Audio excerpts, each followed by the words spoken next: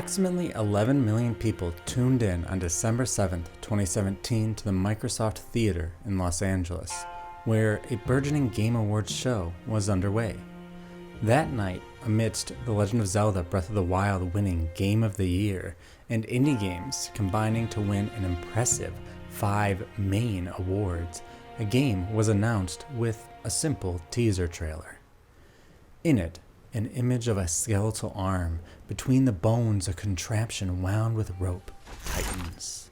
The video cuts to black and the blurry words "Shadows Die Twice" come into focus, before the banging of drums reveals the most important information: one of the decade's most beloved developers, From Software.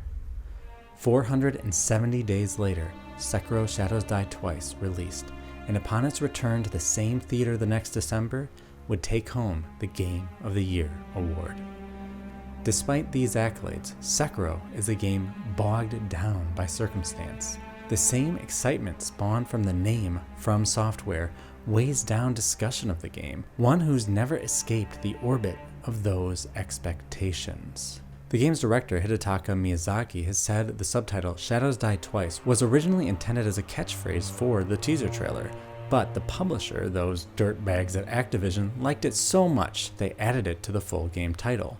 I can't blame them. The single word Sekiro, meaning one-armed wolf in Japanese, feels a little bare. Miyazaki has explained the additional subtitle fulfills two purposes. The shadows is a reference to the essence of the ninja, and Die Twice is a warning that the player will die a lot, evoking the spirit of the subtitle Prepare to Die from another of his games. Shadows Die Twice is a strange concept though. It evokes both the metaphysical, shadows which can be seen but not touched or heard, and the real, final end coming for each one of us. Like this befuddling phrase, Sekiro itself has one foot on each side of a door. On one side, a grounded game, one well designed with grit and beauty. But on the other hangs a shadow, be it expectations, critical discussion, or potent mysticism. The result is the same: a game roiled in internal conflict, dragged in several directions, but not stretched thin. Each force pulling on the game gives it more weight and meaning, but each strain makes the picture harder to read. As I survey the critical discussion around Sekiro Shadows Die Twice, I can't help but feel that what the game isn't has completely dwarfed what the game is. I'm dissatisfied with this because something beautiful rests at the heart of Sekiro, a complicated and nuanced tale which draws from a myriad of influences to invent something fresh. Nothing out there hits you quite like Sekiro, and in this video I hope to illustrate how it impacted me.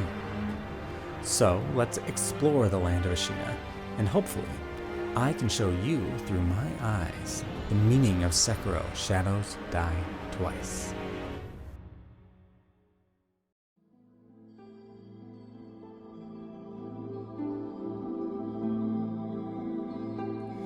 It is impossible to discuss Sekiro Shadows Die Twice at length without considering, at least for one section of this video, how the legacy of FromSoft's other games generated hype and impacted expectations for it. Sekiro lives in the shadow of a much more influential and culturally important game from its developer. Of course, I'm talking about the card-battling RPG game Lost Kingdom 2 for the Nintendo GameCube. Wait, no, that's not right. I mean King's Field 3, or was it Chrome Hounds? In all seriousness, it's difficult to talk about any AAA action-adventure video game released in 2019 without the specter of Dark Souls hanging over the discussion. Heck, if we just look at the Game Awards' trivial list of competitors for the grand prize of Game of the Year that Sekiro bested, we find evidence of Dark Souls' sticky fingers. Death Stranding's initials are DS. Control borrows a similar checkpoint system, Resident Evil 2, according to one comment on Game FAQs, is the Dark Souls of Resident Evil games, which I have no reason to question. Nintendo, quote, jebaited fans with a Dark Souls reference in a Smash Ultimate character announcement, and I found a review of Outer Worlds that mentions Dark Souls not once, but twice. Okay, I'll admit, these are superficial comparisons, but at some point between 2011 and 2019, Dark Souls became the yardstick most interactive media must, for better or worse, be compared to. Seriously, Google any game released after 2011, plus the keyword Dark Souls, and return with your findings. You will find someone, somewhere, comparing the two games, no matter how stupid or silly the comparison. So imagine how much greater must the intensity of comparison be for a game released by the same developer. It certainly doesn't help that Dark Souls spawned an entire faux genre of fan games called Souls-likes, most of which are 2D action games that I'd call Metroidvanias. Aren't genre titles fun? People were so enamored with Bloodborne and the Dark Souls trilogy that the quintuplets get referred to as Soulsborne games by anyone who experienced all or some of the four and wants to talk about it on Reddit. Now, imagine here you are, plucky little samurai simulator with the absolute gall to have the fabled name Hidetaka Miyazaki attached to you. That's quite the pressure cooker of expectations, so you'd better be prepared to be cooked.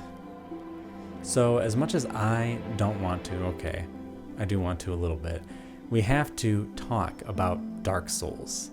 How did we get to the point that Dark Souls became a stand-in for good game design?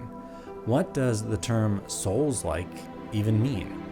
Why does the collective imagination of an entire gaming identity seem to start and stop in 2011? And how does this all impact Sekiro? Can we separate Sekiro from Dark Souls? And perhaps most importantly, does Dark Souls even exist? We know Dark Souls today as one of the best games of all time, which is all fine and dandy, but it didn't exactly land like that. 2011 was a busy time for games with highly anticipated sequels like Portal 2, Elder Scrolls V, Skyrim, Mass Effect 2, and The Legend of Zelda Skyward Sword, Batman Arcane City, Uncharted 3, Deus Ex Human Revolution, Gears of War 3, and other highly regarded newcomers like LA Noire, Minecraft, maybe you've heard of that, Bastion, and The Binding of Isaac. It's safe to say 2011 was a crowded year for the gaming sphere, a banner year even, and my first year of college, so I was inundated with other game enjoyers waxing on and on about all these great games. Dark Souls, in this sea of hype, had a chance to be drowned out entirely, but something about being released in the middle of the pack did it favors, allowed it more time to find its groove within the mainstream. So, Dark Souls was not an instant classic. It needed time to breathe and grow, have word of mouth spread about its masterful design. It is worth comparing it, at least a little bit, to a cinematic equivalent, the Titanic. The Titanic did debut at number 1 in the box office its opening weekend, but it made more than that total 6 weekends over the ensuing months. In video game time, we can say that 2 years after Dark Souls' release, including a bump for its PC outing Prepare to Die edition, were a steady stream of sales and recognition, which slowly ensured not just the production of sequels, but the birth of a legend. A legend not the result of some great mass marketing machine selling the newest and greatest thing since sliced bread, but from some guy leaning over to you one too many times with the comment, "Dude, you gotta play Dark Souls." They ground you down, so you picked it up, and within a week, you were enamored with it as much as them. Maybe you were the person leaning over now and saying, "Hey, you gotta play Dark Souls." Dark Souls, in my experience at least, spread because its evangelists were numerous. The shareable nature of the game contributed to the growth of a scene around it on online forums and discussion. There was certainly a sense then, and perhaps there still is, that if you played Dark Souls, you were in the know. I personally got on the ground floor soon after the PC version dropped, with one of my closest friends recommending the game to me. I jived so much with Dark Souls, I went out and purchased Demon Souls, and I didn't even own a PlayStation 3. I had to play it on somebody else's console and TV. So, suffice to say, I was hooked, and I did my best to hook others in the ensuing months and years. I even wrote the last seminar paper of my senior year of college on the game's philosophy. So what made Dark Souls so shareable? Part of it is certainly its inherent qualities, and we'll get to those in a moment, but just as important was a reactionary spirit against popular games of the time, and a sense that the game had special moments you had to experience for yourself. Starting with the latter, a common criticism of the game on its release and in subsequent years has been its difficulty, particularly because Dark Souls does little to on-ramp the player. Within the first 15 minutes, they fight the brutal Asylum Demon, perhaps the most famous foe in the entire Souls-like pantheon. The Asylum Demon completely dwarfs the character on first encounter. They are large, in charge, intimidating. They immediately set the tone for the rest of the game. The behemoth comes so early and is so demanding that the player knows this isn't a mistake or bad design, it's intentionally like this. That intentionality beckons them to keep trying. This must be conquerable. The joy of defeating this monstrous foe generates a feeling of elation so powerful that it ensures the player will not just expect more where that came from, but relish in the opportunity to experience it again. In essence, the Asylum Demon both weeds out those who this game is not for, a concept which we will consider in relation to Sekiro much more in the next section, and acts as a big moment that all who have played Dark Souls can connect with on. There are countless reaction videos of people fighting the Asylum Demon for the first time because it is a shared viral experience that people not just enjoyed but actively sought out.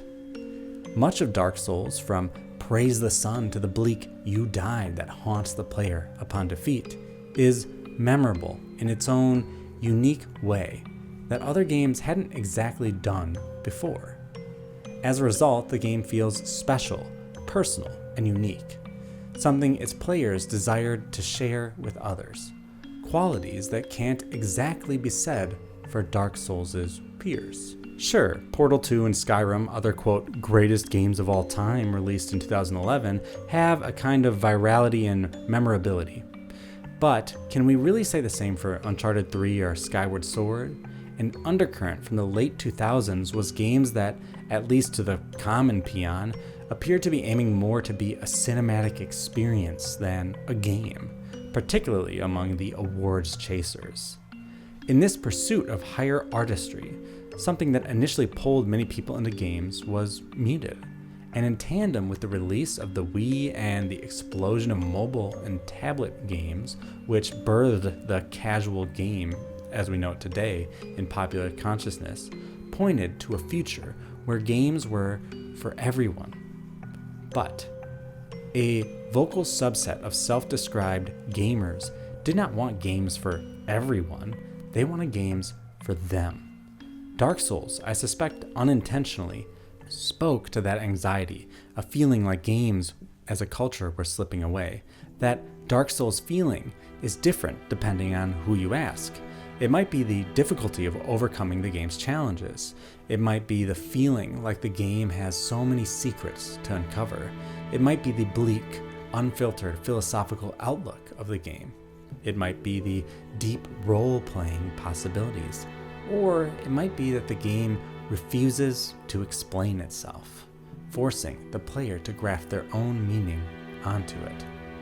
Whatever that Dark Souls feeling was to the player, one thing was certain: a pervasive social understanding that 1, this game was not for everyone, and 2, they don't make games like this anymore. Those two feelings helped make Dark Souls a manifestation of the internalized anxieties of its players, and helped push the yardstick comparison.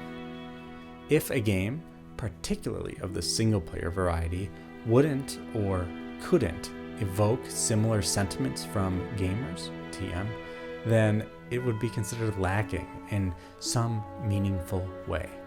And that lack was enough for some to dismiss it entirely. While the discussion might have been under the guise of good game design, it was far more often the site of a cultural battleground.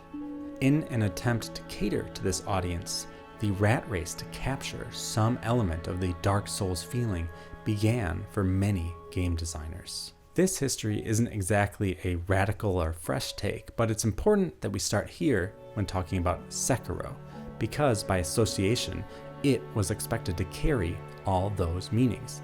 Think of that list of Dark Souls feelings I just read off. Could Sekiro have ever covered all those bases?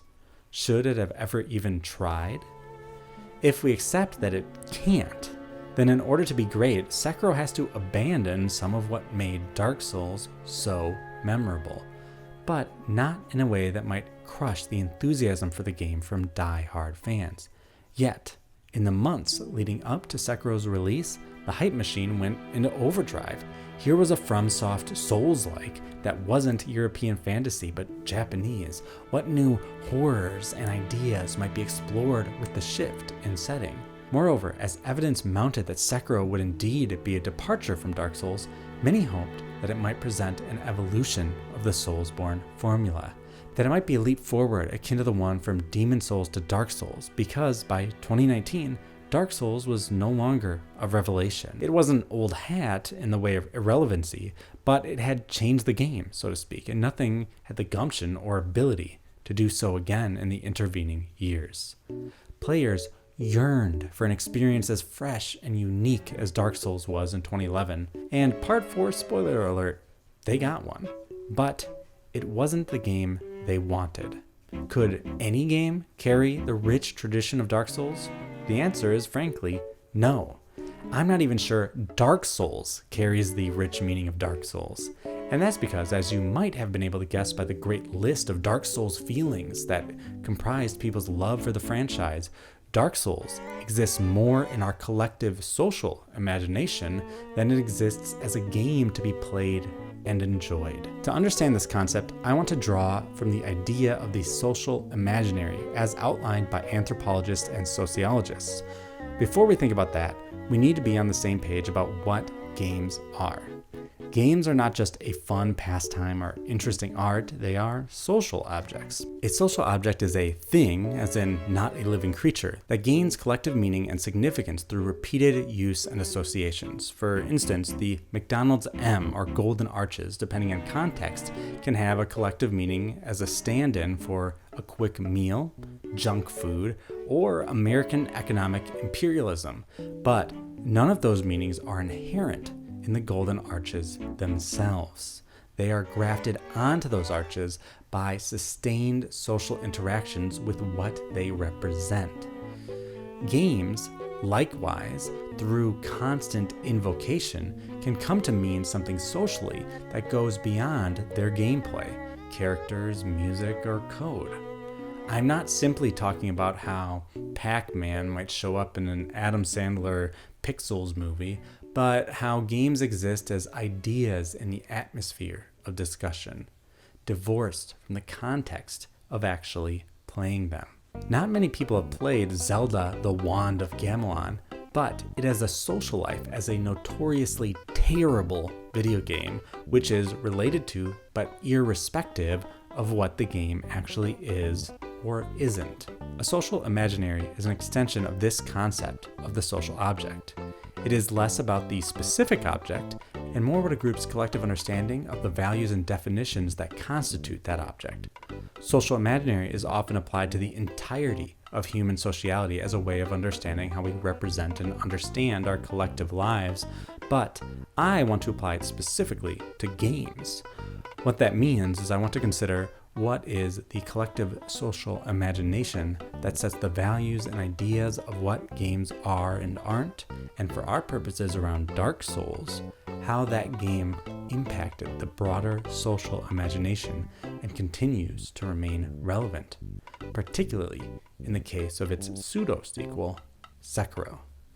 We've already discussed how the growth of Dark Souls was a social experience of people sharing the game with one another, and that strengthens our understanding of why Dark Souls is such a powerful social object. Its natural growth to becoming one of the best games of all time was predicated on a social understanding of what the game is. To some degree, no game can join the greatest of all time pantheon without existing first as a game and second as a social object within the imagination of a collective group.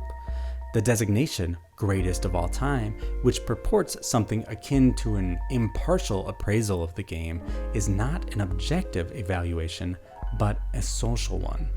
It is a consideration as to whether or not something has enough social merit to be recognized and celebrated above other games.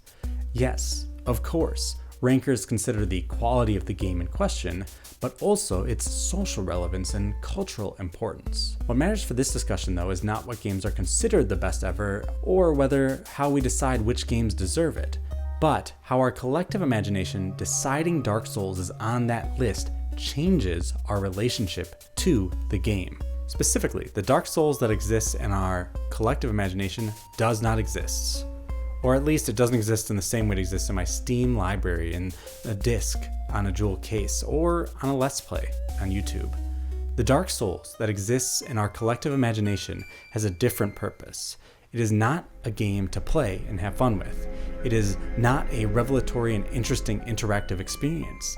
It is mostly an idea of a game invoked to describe a particular kind of exceptional quality of game design. People want to feel whole, like they understand what video games are and, more importantly, what a good video game is. Dark Souls gives them the power to join in an imagined community of other people who can define games as one thing and feel confident that their definition is correct. It's why people are always comparing games to Dark Souls, or resisting the urge to compare them to Dark Souls. Dark Souls is a shorthand weapon to deride those games you don't like, and a quick and dirty tool to praise those games that you do.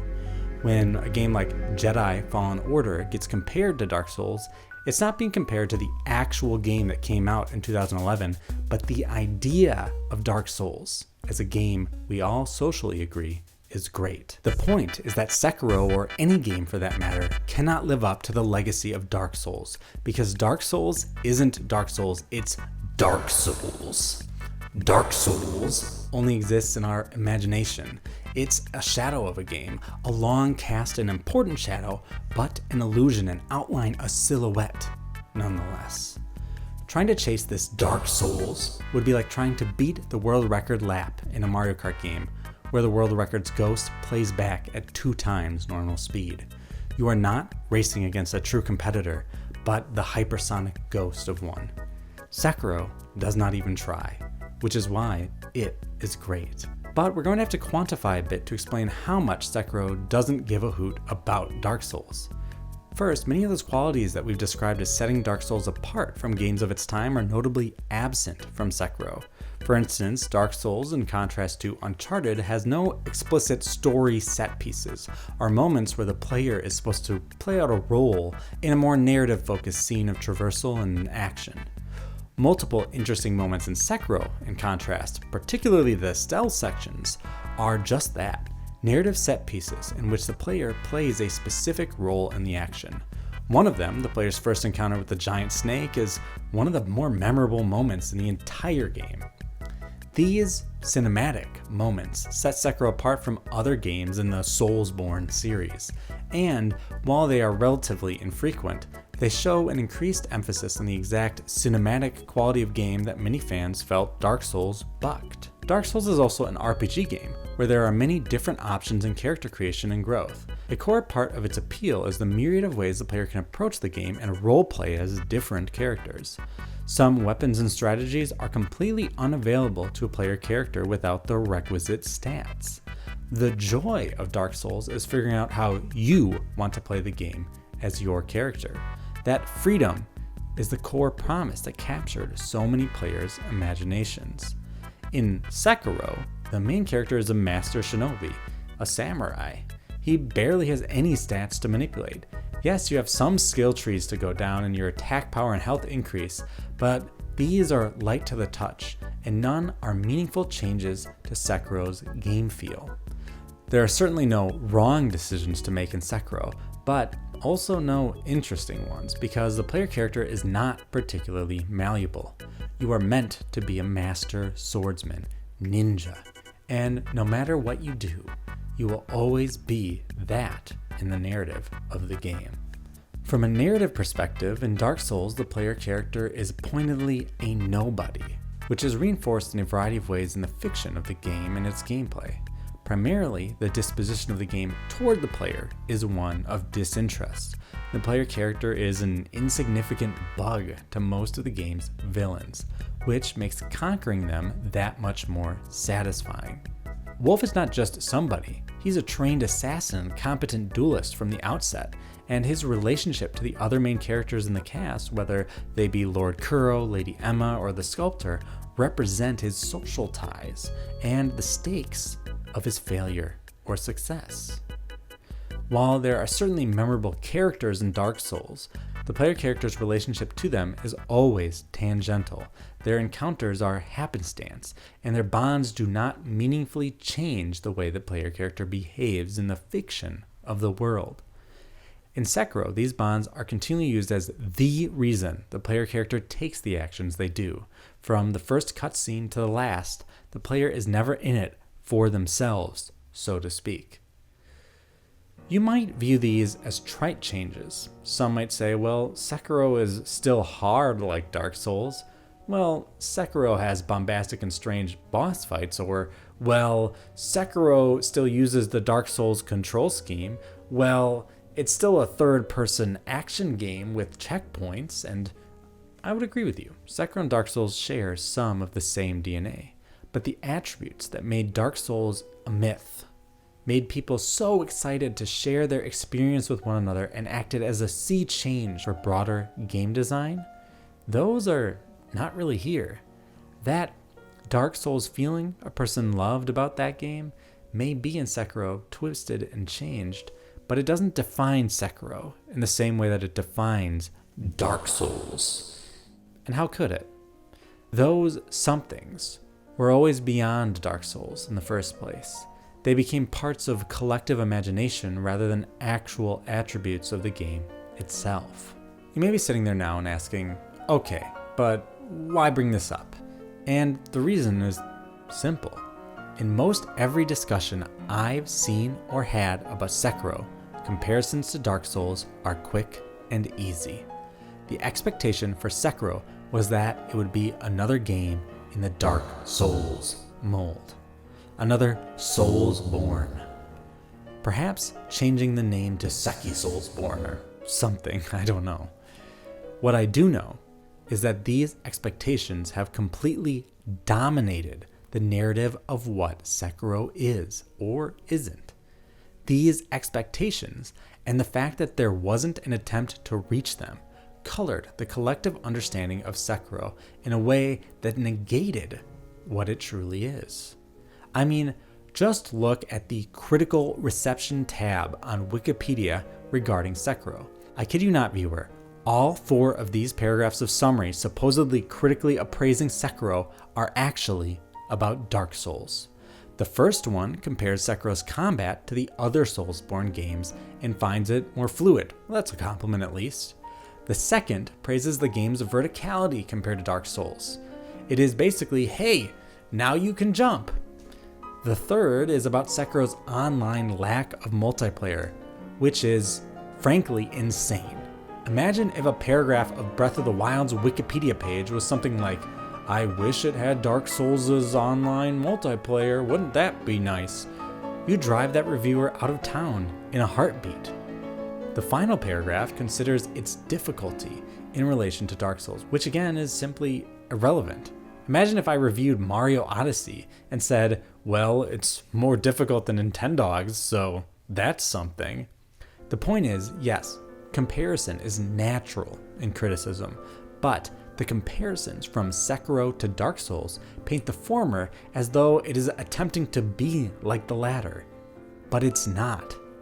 The discourse around the game never evolved beyond this infantile urge, and thus we are sorely lacking any nuanced appreciation for the game Sekiro is, which is certainly not Dark Souls.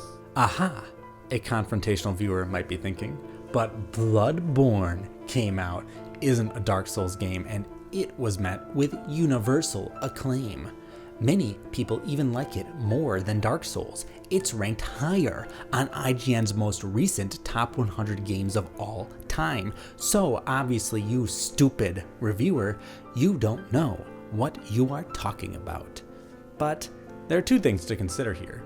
First, Bloodborne, while plagued by the same comparative discourse issues, takes after Dark Souls a lot more than Sekiro, meaning that it succeeds in the comparison more often than it doesn't. And second, Dark Souls is Dark Souls in part because Bloodborne exists to reinforce the myth of the game. Bloodborne is, in essence, part of the Dark Souls social imagination as much as Dark Souls 2 or 3 is. But Sekiro, I argue, is distinct. It's its own thing. The point here is simple. When critical appraisal around the game desires so much to compare it to another game, we cease to see the game itself and begin to only see what the game is not. We see the outline of Dark Souls around Sekiro and only focus on how much the two line up, or rather don't, rather than considering the latter as a game that could stand on its own. As I've suggested, this comparison doesn't do Sekiro any favors. What makes Sekiro great is not just the things it does outside the Dark Souls social imagination, but the things it does that Dark Souls never dreamed of. It's sad to see an otherwise amazing game so misunderstood, but not because it's inherently confusing or difficult to understand, but because the frame of reference is so distorted that it obfuscates what the person thinks they are looking at. In this sense, Sekiro is a person standing in front of a funhouse mirror with 100 onlookers chanting, "You look funny," because they choose to only look at the deformed reflection instead of the person in front of it. We will look at the person in front of the mirror in this review, and we will reckon with Sekiro as a game apart from Dark Souls, and we will judge it on the ruler it establishes for itself and discern just how great it is. But as we get there, I do have to talk about the funhouse mirror behind Sekiro, because as much as it's been compared to Dark Souls for its general game feel, it has been compared to that and everything under the sun when considering its difficulty. This problem has poisoned the well of discourse around the game just as much, if not more, than the existence of Dark Souls. Do you like these videos? Do you want to see more elaborate reviews? Well, I'm happy to announce the I Am Air channel now has a Patreon. For the low cost of $1, you can see your name in these videos like these people. Credit doesn't interest you? How about voting rights? Want to hang out and play Rocket League or choose the topic of the next video? Becoming a patron will let you decide. More interested in meeting other people? Patrons get a special role in our Discord server, which is open to everyone, link in the description, for an access to the mysterious Patrons Lounge. More details can be found on the Patreon page, link below. In all seriousness, these videos take a lot of time to make, and I'd like to thank my top patrons, Lily Noah, Sarah Lee, and Casey James for your support. You guys rock. Now, back to our regularly scheduled programming.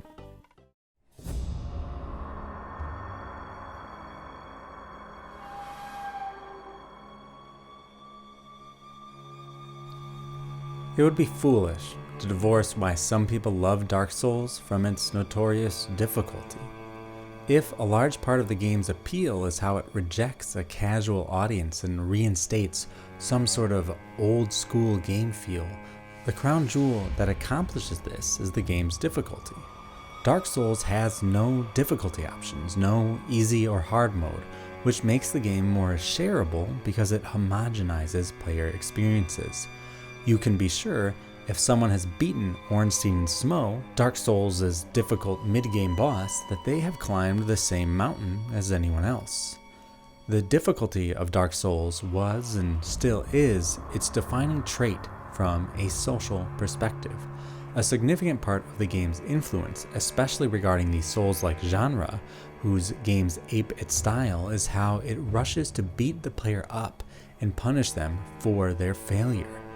"You died" became a potent meme on the internet in the years after Dark Souls to describe difficult tasks in the real world. Heck, there is even a backlash to this, as in the recent IGN's Best Games of All Time list, Daniel Krupa complains that the difficulty stops you from focusing on all the things that make it the most influential game of the last decade.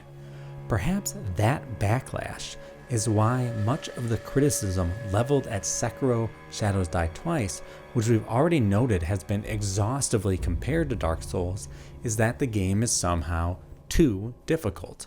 From my own personal experience, I know Sekiro's difficulty has been a major turnoff for people.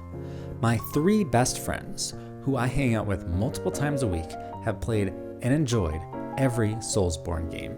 As a group, we are all big fans of From Software games, the kind of people who get excited when one is announced and released, who rank the games in our personal group chat. One of these friends is the person who got me into Dark Souls in the first place. Another lent me their PS4 for a week just so I could experience Bloodborne. So these aren't slouches or fair-weather fans. Among this group, the difficulty of Sekiro completely defined their experiences. One has reached, but never defeated, the game's final boss. Another quit halfway through the game, and the last never picked it up, in part because it looked too hard. These personal experiences, alongside the mountains of discourse that Sekiro is too difficult, paint a picture of a game where difficulty is the main character, rather than the actual content of the game. Difficulty, though, just like the shadow of Dark Souls, is a discussion of what a game is not, rather than a discussion of what it is. When a critic says a game is too difficult, they are, in essence, asking for a different experience than the one they've received. So, in this section, I want to interrogate how we determine how difficult a game is, how we tend to put games in different boxes regarding difficulty, and if Sekiro is, quote, too difficult, and if so, what that means and why it matters. Often, when describing if a game is difficult or not, players take on an "I know it when I see it" kind of tone, which is not particularly useful when we actually want to figure out if a game is too difficult. We also don't want to leave the discussion up to personal experience because, for instance, Sekiro Shadows Die Twice isn't too hard for me, especially compared to Dark Souls. But to simply speak from my time playing the game would erase the many voices that have observed that it was too difficult for them. So how do we qualify or quantify how difficult a game is in a more objective sense? Note, I'm not going to attempt to objectively define difficulty because difficulty is fundamentally a subjective experience, but I want to try to find markers and indications that can qualify difficulty so we might be able to have a discussion that touches on why Sekiro was received in the way it was without devolving into dead-end discussions like video game journalists just suck at video games, dude. Before we move forward, a note on accessibility. Whenever anyone brings up difficulty in video games, a discussion around accessibility is sure to creep up. Separating accessibility from difficulty is impossible, as accessibility concerns, when unaddressed, inherently increase the difficulty of a game. For instance, if a player is colorblind and cannot tell objects or characters in a game apart like the designer intended them to, there is an additional layer of difficulty as they navigate the virtual space, not there for someone without colorblindness. This said, they are also extrinsically different from one another. Difficulty is an emotional and subjective evaluation of how much effort, luck, and skill it requires to complete a task within a game, while we will be assessing how to define if a game is too difficult. It is important to note that difficulty is as much an emotional experience as it is an observation of how much skill is required to complete a task. Accessibility, on the other hand, is a more objective evaluation of how much a game accommodates disabled people so that the intended experience of that game might be attained by most playing it. In the case of Sekiro, without appropriate accessibility design, a player with a motor control disorder and a slower reaction time will not be able to accomplish the game's tasks in the way the game's designers intended. Disabled players want and should be able to have this intended experience and challenge, but without proper accessibility options, that's impossible. If the intended experience is getting your ass kicked 40 times by Lady Butterfly, that's fine. But without certain settings to ensure everyone plays on a similar level, one group of players is unfairly punished through no fault of their own, and thus are less able to enjoy the game. In this review of Sekiro's difficulty, I am setting aside whether the game is accessible, but in general, it is not. Beyond difficulty, the game's handling of user interface, graphic design, audio design, and other features are really the lack of any handling is not admirable. I do not intend to defend or attack the fact that the game lacks the ability to change the difficulty settings, but this is an accessibility issue because it does not accommodate disabled people so that they can have the intended experience of playing the game. That said, because there are no difficulty settings, we can be reasonably assured that what we see is what we get. Sekiro's difficulty is decidedly fixed. So, I am asking, is Sekiro too difficult? Not from an accessibility standpoint, but from the perspective that even if there were accessibility options and difficulty sliders that the player could adjust and play the game on an accessibly appropriate level, it may well still be too difficult. That this could be the intended experience. Difficulty is goal-oriented. Any activity or verb such as play has no inherent difficulty associated with it. An activity becomes a task only when we ascribe a goal and measure it. We evaluate the difficulty of a task based on its measurable goals. For instance, playing Super Smash Bros. Melee is pretty easy if you have the requisite equipment. But winning a Melee Super Major tournament is a goal and an incredibly difficult feat to achieve. Similarly, running for President of the United States is a lot different than winning the presidency, as Kanye West might be able to explain. Often, when difficulty is discussed, what goal or measurable outcome is not made clear, making a phrase like Sekiro is too difficult nebulous, hard to exactly understand. Do you mean beating Sekiro is too difficult or playing Sekiro is too difficult? Is there a meaningful difference between those two things? Take one of the best games of all time, Pac-Man. Is Pac-Man a difficult game? It depends on what goal we are measuring. If our goal is to just eat pellets, have fun, maybe munch on a ghost or two, Pac-Man is not particularly tricky. If our goal is to have a perfect game, which requires eating every ghost and fruit on 255 consecutive levels without losing a life, which results in the game crashing due to a fixed quantity overflow bug, then Pac-Man is a legendarily difficult marathon that some players may never be able to complete. Sometimes, when having discussions around difficulty, this kind of nuance gets lost. Modern linear games seem to have a goal, that being reaching the end credits.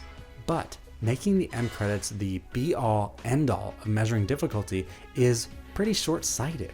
A look at Steam statistics shows that the majority of players don't finish the majority of games.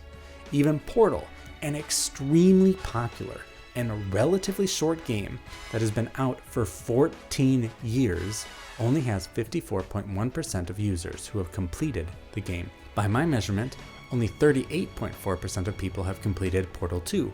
And to reiterate, most games do not get close to these numbers.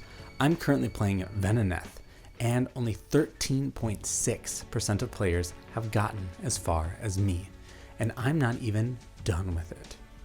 The reason most players don't finish most games is probably not because most games are too difficult, but those players had other stuff to do. They moved on, and that's okay, but it doesn't invalidate their experience. Even in the case of Sekiro, beating the game is a modular goal, as there are multiple different endings, some harder to achieve than others. Sekiro's difficulty is exaggerated, in part because people immediately set beating the game as the default measurement of success. But does it have to be? I knew I loved Sekiro within the first 5 hours of playing. Before I ever beat it, I knew it was one of my favorite games I've ever played. And I had written and presented a 20-page academic paper on the game. More on that in part 5. I firmly believe that you can meaningfully experience Sekiro without finishing it. As such, we shouldn't measure whether it is too difficult by whether it takes too much time or skill to finish, since enjoying the game is not dependent on whether or not you accomplish those tasks. Difficulty in video games has been historically quantified in pure, raw numbers. Most early games did not have difficult sliders for one reason or another, which is part of the reason why some describe Dark Souls or Sekiro as old school games, when they similarly do not include them. Though, which old school are we talking about?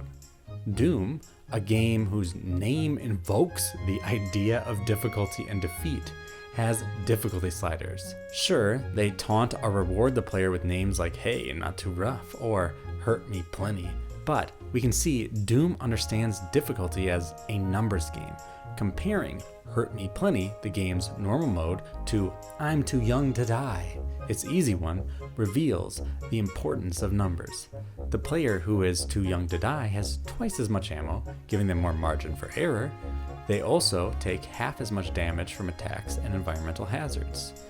Finally, and this is the real kicker, they face less enemies. Ornstein and Smo are among the toughest bosses in Dark Souls for this reason.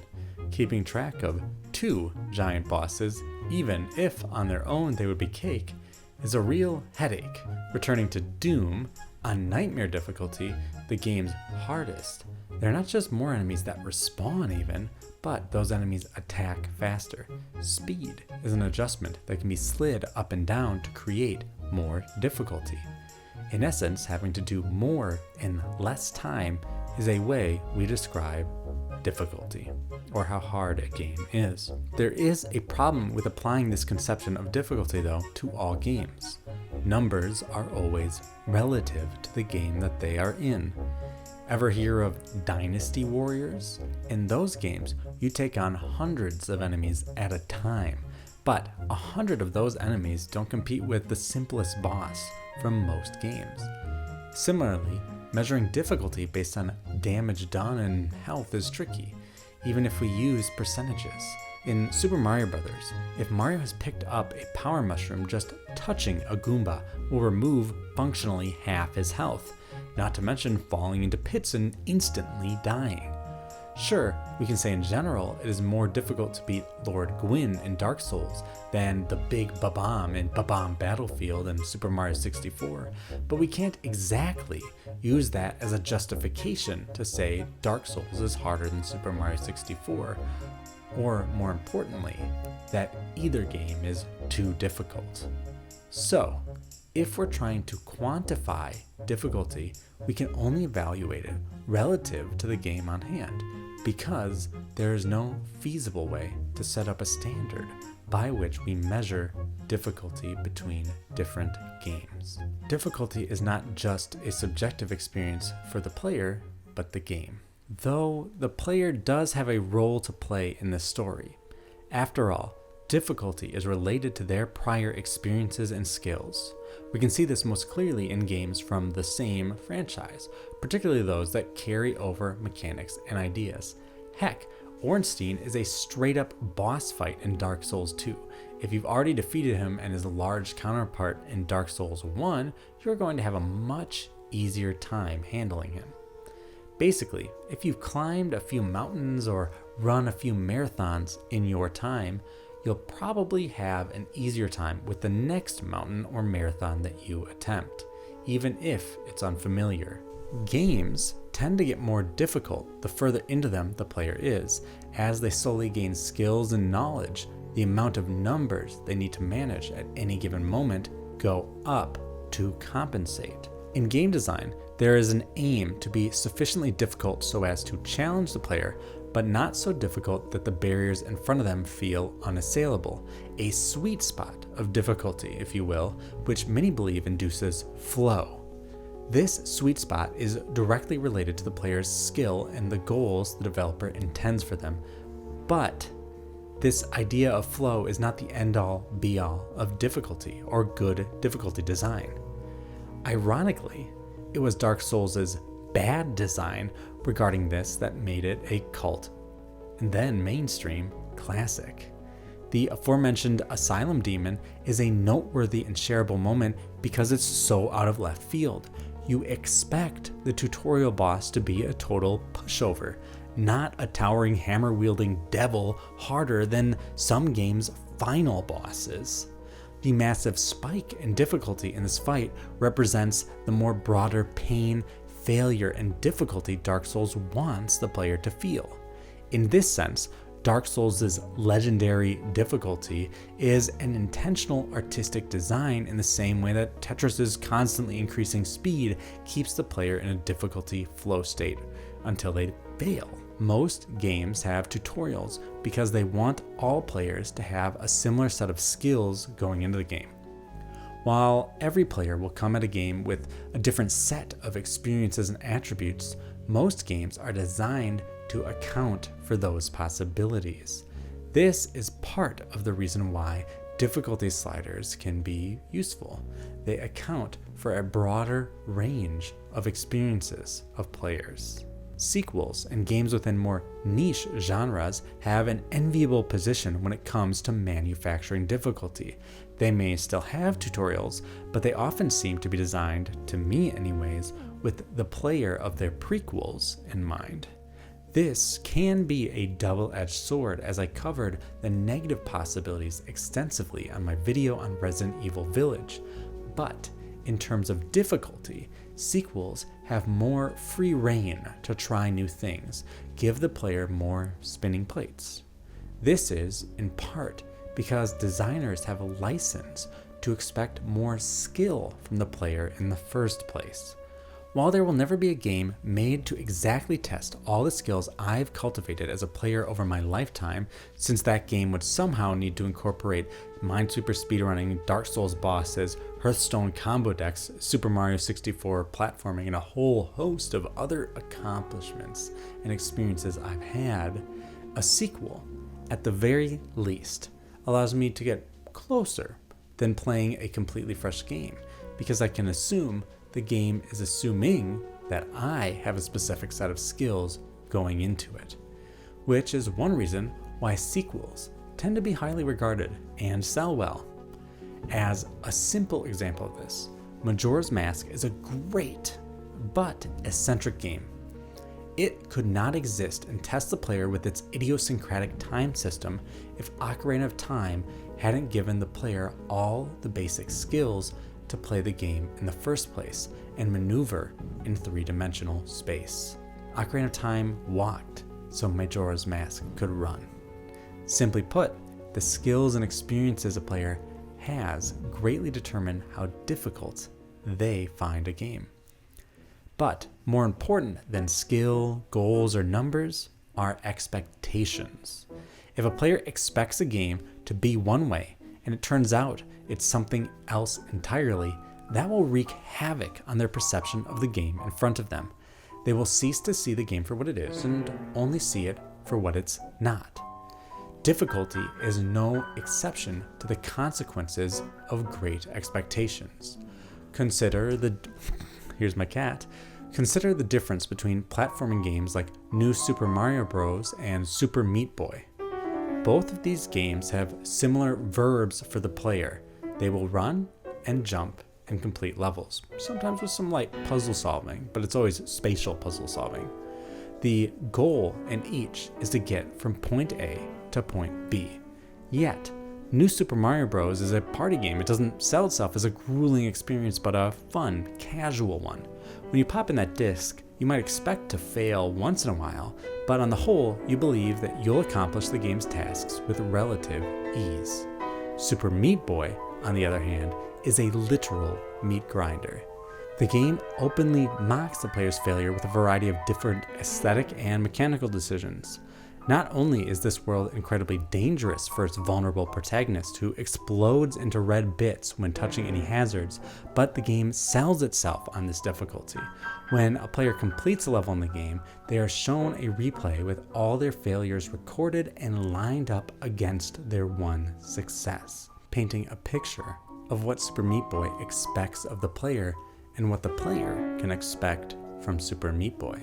Genre also goes a long way in determining how difficult an audience expects a game to be. Let's consider Kaizo mods for Super Mario World and in the Mario Maker games. These mods are notoriously difficult, requiring a significant amount of technical knowledge to just get started, let alone reach the finish line. When a player downloads a Kaizo mod, they expect to take on the disposition of a masochist. They will fail over and over for the chance at one success. But this victory will be so hard fought that upon completion, a supreme amount of elation is sure to follow. Other games are known for similarly punishing the player, such as I Want to Be the Guy and Getting Over It with Bennett Foddy. Because the player expects a barrier-filled experience, one where they fail constantly, they accept its difficulty not as a flaw, but as a feature, part of what the game wants to be and is.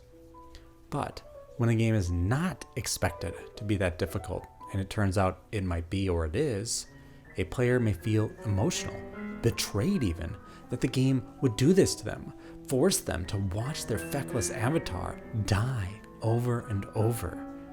This treachery leads to thrown controllers, refunded games, and worst of all, broken hearts. How can you ever trust a game again after your favorite franchise did you so dirty?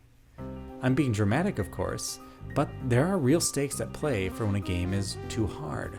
But those stakes are mostly there not because of how difficult the game may or may not be, but because the player expected something different. Skills, goals, and numbers ultimately inform, but are subservient to, expectations. Sekiro: Shadows Die Twice is a victim of these expectations. Nearly every time a critic has leveled the accusation that it is too hard, it has come off the back of an expectation for what they believed the game would be, and a surprise that it didn't exactly meet their imagination. But wait, what's that? I can already hear you typing on your keyboard. You're writing, "You fool, Dark Souls is a legendarily difficult game." They are complaining because Sekiro is harder than Dark Souls, the hardest game of all time, I'll have you know. Surely, any game that anyone finds harder than Dark Souls is like too difficult, man, you moron. Okay, you're probably not typing that out, but you might have thought it, or at least thought that someone else might have thought it while watching this section. But what if I told you that this feeling, this comparison to Dark Souls, is misplaced? Not for one, but two key reasons. The first, Dark Souls is not as difficult as the myth of Dark Souls has made the gaming public believe. And second, Sekiro is not a sequel to Dark Souls, and in fact it isn't even in the same genre as its hollow progenitor. So first, let's dispel the perception that Dark Souls is the most difficult game anyone has ever played, using our new 4-part difficult diagnostic system. I'm trademarking that. First, what is the player's goal? If it is to finish the game, Dark Souls is maybe a grueling feat. There are many difficult boss fights and the Enerlando archers along the way. If it's to just hang out and explore, Dark Souls isn't too punishing for most players. Personally, I'd say you've had a successful playthrough of Dark Souls if you even just made it to the Belfry Gargoyles. You don't even need to beat them. As we've already established, most players don't finish most games. And you really don't have to finish the mammoth-sized Dark Souls to get the most out of it. Most every time I play the game, I get to about Ornstein and Smough, beat them, and then lose steam, lose interest in then continuing to play because the latter half of the game is just weaker. Let's move on to numbers. Where a savvy viewer may point out, the numbers don't matter since there are no difficulty sliders in Dark Souls. And you would be right about the latter part. There are no difficulty sliders, at least in name. But there are certainly numbers to tweak in Dark Souls, and these numbers do indeed make the game easier. The first of these numbers is the player's level, stats, and build.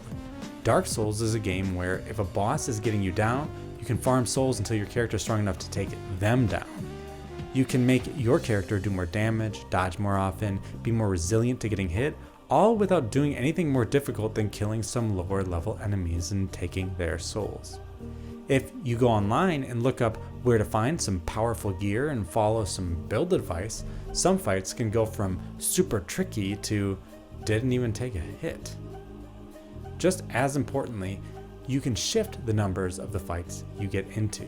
Remember Ornstein and Smough, perhaps the hardest fight in the game? Well, that's tricky specifically because there's one of you and two of them, right? But what if you could summon a friend, tag team the fight and even the odds? Wait, you can do just that. And this is literally how Dark Souls is supposed to function. If you're struggling with a boss, summon a phantom to help you beat it.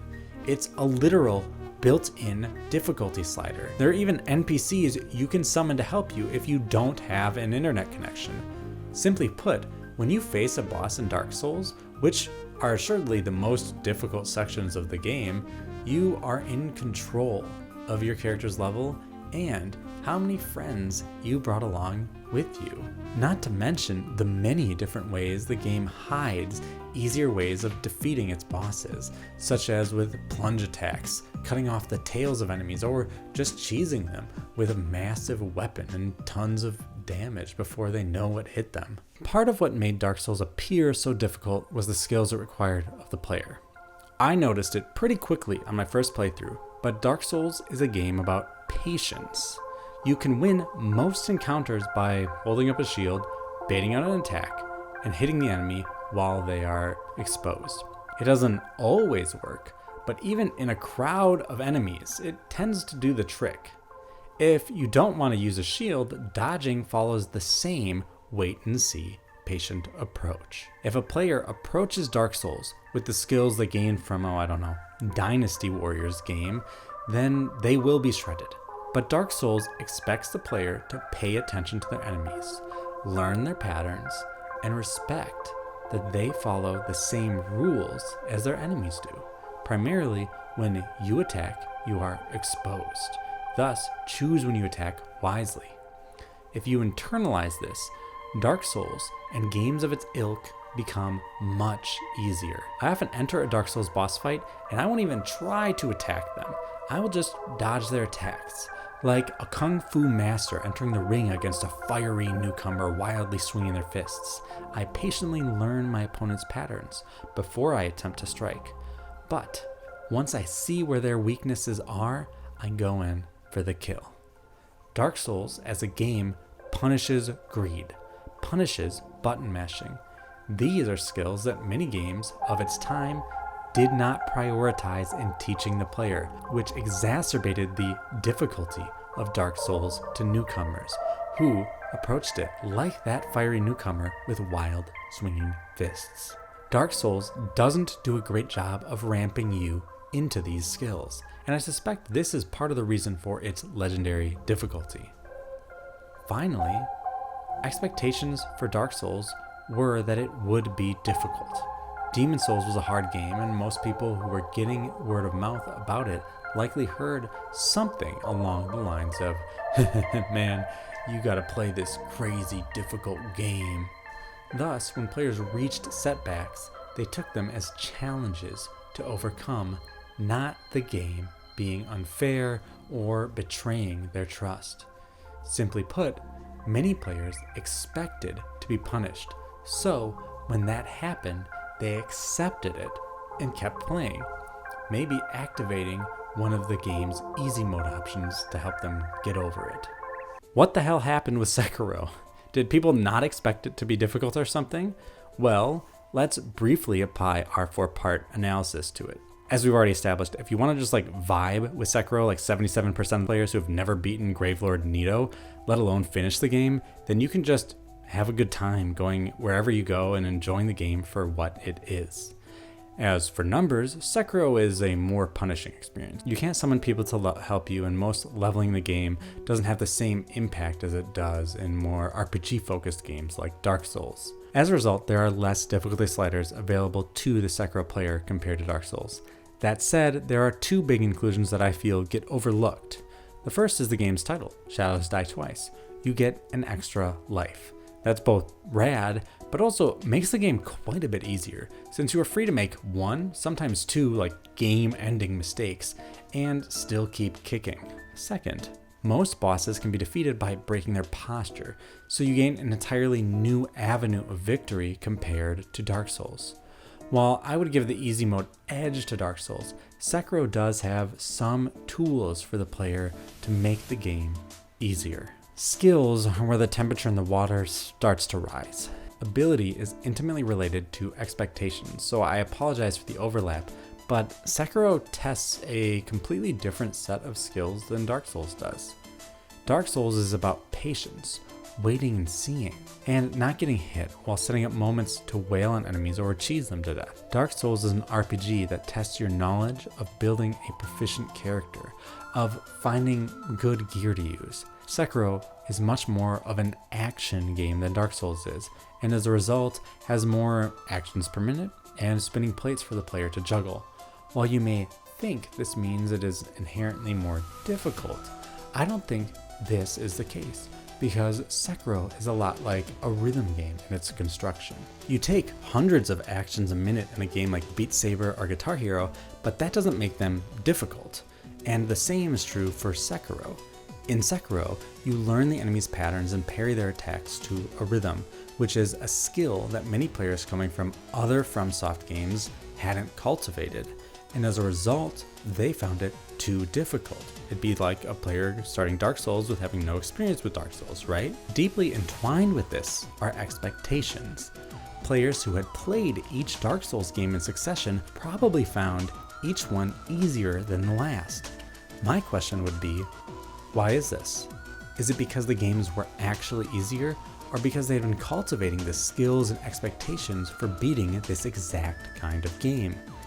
Many of these same players excitedly picked up Sekiro Shadows Die Twice, expecting the same kind of game as Dark Souls, and they did not get that, so they felt betrayed. Like all those years of learning how to min-max their characters or dodge at the right time were now not as useful as they had once been. This did not just result in a harder game, but the subjective feeling like something was wrong with this one, that it wasn't as good as Dark Souls, when in fact, the two should have never been compared in the first place. What they do have in common is a creator who loves to make games that punish the player. Miyazaki, Dark Souls and Sekiro's chief visionary, we might say, has described himself not as a sadist who wants to torment players, but as a masochist who wants to receive punishment, and he designs games to appeal to that side of him. You might hear that and say, see, he likes to design difficult games, but that's not exactly the case. He wants to make games that surprise and punish you because he thinks that you'll have fun due to those failures. Sekiro isn't too difficult because you die a lot or are surprised by enemies or whatever, because that's supposed to happen to you. If you aren't getting frustrated a bit, you aren't having the quintessential Sekiro experience. I truly believe part of the problem Sekiro has is that people had grown the skills necessary for beating Dark Souls games, and thus grew comfortable. It became part of their identity. Sekiro is a bath of cold water. It shocks those players out of that expectation, and this is part of what makes it great. Yes, the exact thing that Sekiro has been most criticized for, being too difficult, is what makes it interesting. That said, I do wish it had more in the way of accessibility options, and heck, maybe even some more difficulty sliders so that everyone could fine-tune it to the exact point where they get their ass kicked all the time, but in a way that manages to be continually satisfying for however long they end up playing it, which of course doesn't have to be to the end. So, what's the point? Yes, Sekiro is too difficult. The player can expect to fail once in a while because they aren't accustomed to this style of game. But it's just as difficult as it should be. What makes it fresh and intriguing is the same thing that makes it difficult. That subversion of your expectation, that difference between what you thought it was and what it is. Sure, this is a contradiction, but it's one we've got to learn to live with. Determining how difficult a game requires a whole host of assumptions about who the player is, why they are playing, and what their expectations and goals are. Difficulty is the subjective experience of that task. Sekiro can only be too difficult under a specific set of who's, what's, how's, and why's, and to act like that incredibly narrow set of questions somehow represents all or most players' experiences undersells what the game is or what it tries to be. Sekiro is not an action-adventure RPG like Dark Souls. It's an action game, plain and simple. In some ways, it is the first of its ilk, a trailblazer which displays the relevance of the action genre in 2019, that we don't need to throw on the bells and whistles of open worlds, cosmetics, top-tier voice acting, meaningless side missions, and God forbid NFTs into the mix to make an action game intriguing. In 2 sections' time, we will interrogate Sekiro as not your mother's action game, assessing whether it accomplishes the goals it sets out to accomplish. But let's take a break from gameplay and Dark Souls, because I want to take a look at the legacy of the samurai and how that impacts the game.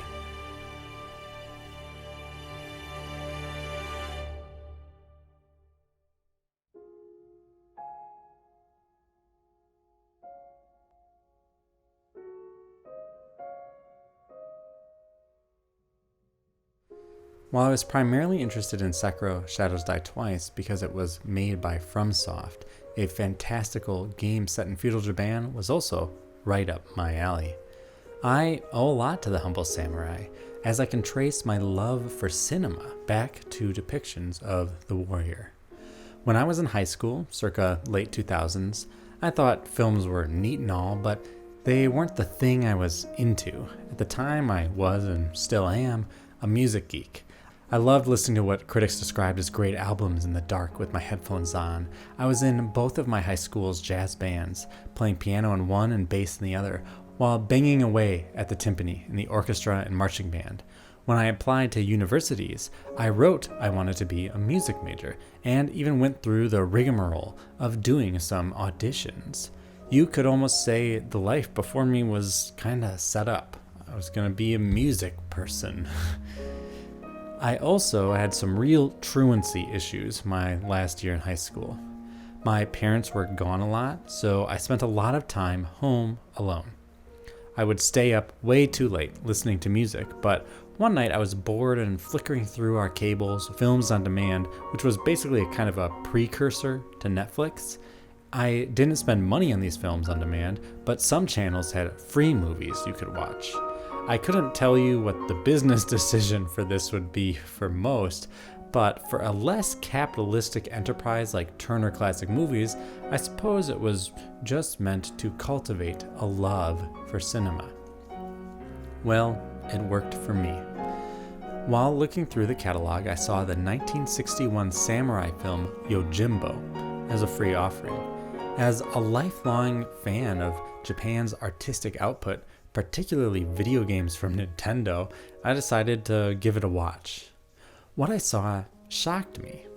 I didn't know cinema could be so beautiful, so moving. Yojimbo, a film by Japanese auteur Akira Kurosawa, had a lot working against it for a teenager in the late 2000s. First, it was subtitled. While some decry subtitles as pulling them out of the film, since they have to actually read, I guess, I actually found that the lack of a language I understood pulled me into the film. It forced me to concentrate a bit more and to focus less on the sound and more on the images in front of me.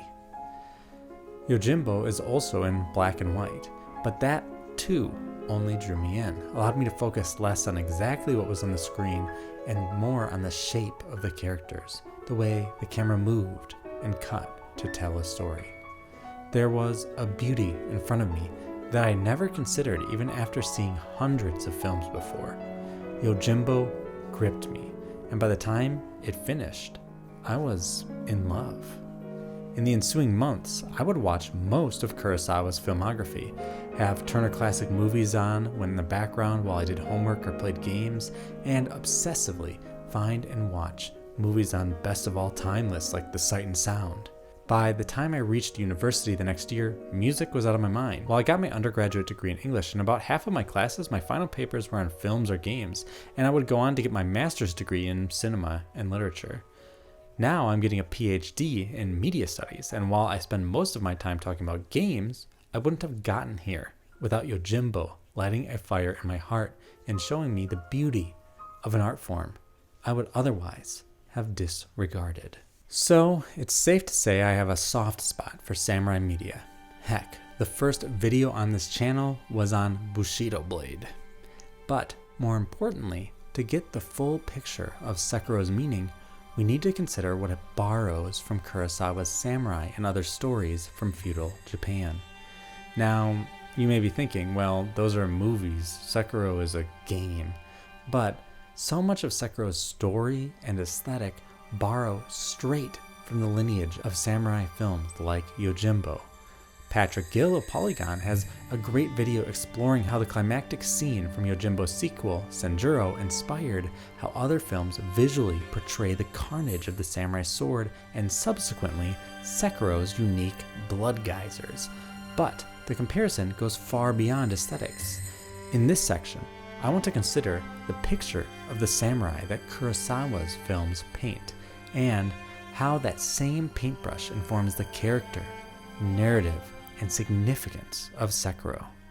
Though, one quick note, the inception and advertising around Sekiro names a wolf as a shinobi or ninja, but I find the character occupies both the fantasy of being a ninja, sneaking around, getting stealth kills and stuff like that, and being a samurai, getting into frantic duels with opposing warriors.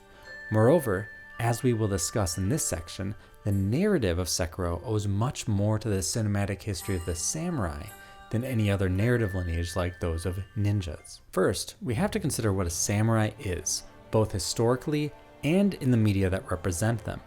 Now, I am not a Japanese historian, so if you want an in-depth discussion of samurai, I recommend finding a good book on the topic, a good history.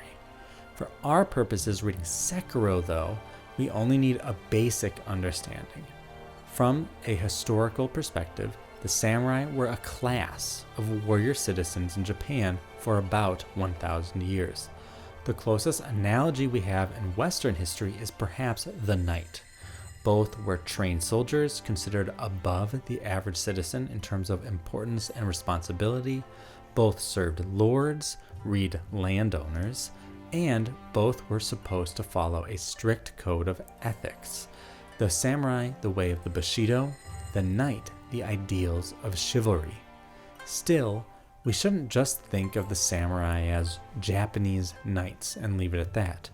While the word knight is more of a job description than anything else, as it was a career people would train for back in those times, the samurai was a hereditary class, something a person was born into or out of. A lord or monarch must bestow an individual knighthood, but this is not the case for the samurai, who were hereditary and political nobility as much as they were a military presence. Also, A knight was always subordinate to a lord in feudal Western societies, while at various times throughout Japan's history, the samurai did not just serve, but rule society. There are many superficial differences too, like the kind of armor or weapons they wielded, but I'm much more interested in who these people were rather than trying to answer which one would beat up the other in a fight, or if long swords are better than katanas. More importantly for Sekiro, we need to consider not just who the samurai were historically, but how they are portrayed in media. In stories from Yojimbo to Ghost Dog, the samurai is portrayed as a loyal warrior, someone who will fight to the death for honor. While any given depiction will have variations, you can expect a samurai to be a competent fighter, often wielding a sword and someone to whom others look to when there is trouble. Kurosawa's samurai often play against type. They outwit their opponents more often than they bludgeon them, and tend to be solitary individuals who dislike showing strength when possible. This influence can be keenly felt on the Lone Ranger archetype in Hollywood cinema, with many westerns, particularly those starring Clint Eastwood, borrowing wholesale from samurai cinema in stories and characters. Still, the cinematic samurai is an action star, someone who, when the chips are down, resorts to violence to solve problems, though typically this violence is justified in the narrative of the film, usually as self-defense. While the historical samurai informs the kinds of stories the cinematic samurai finds themselves in, we should not confuse the two. The cinematic samurai is the character of a warrior. They headline stories where individuals prevail against odds. The historical samurai is a social class of people who ruled and managed others and used violence to achieve political aims. At a glance, it is easy to see that Sekiro Shadows Die Twice is a game steeped in love of samurai cinema. Its main character, Sekiro, a lone samurai who battles against all manner of foes, is deeply resonant with Sanjuro, the main character of Kurosawa's Yojimbo and Sanjuro, another lone fighter who must use their wits to survive dangerous situations. Most of the human characters in the game hail from the samurai class in one way or another. They wear flashy samurai armor, wield traditional samurai weapons. The story itself, set in the tumultuous Sengoku period of Japanese history, where war and violence were rampant, features 3 different waves of samurai warriors coming to take control of the game's central castle. While Sekiro himself is in name a shinobi or ninja, he follows the code of the samurai in how he serves Lord Kuro and fights like a cinematic samurai with his sword. The game clearly wants to have it both ways. Sekiro is both a ninja and a samurai. But for this section, I want to particularly consider his samurai characteristics and how they impact his characterization. The most obvious way the game is designed to evoke the feeling of samurai cinema is in its boss fights. The samurai blade of cinema is a uniquely dangerous weapon, typically one slice, and it spells the end of combat.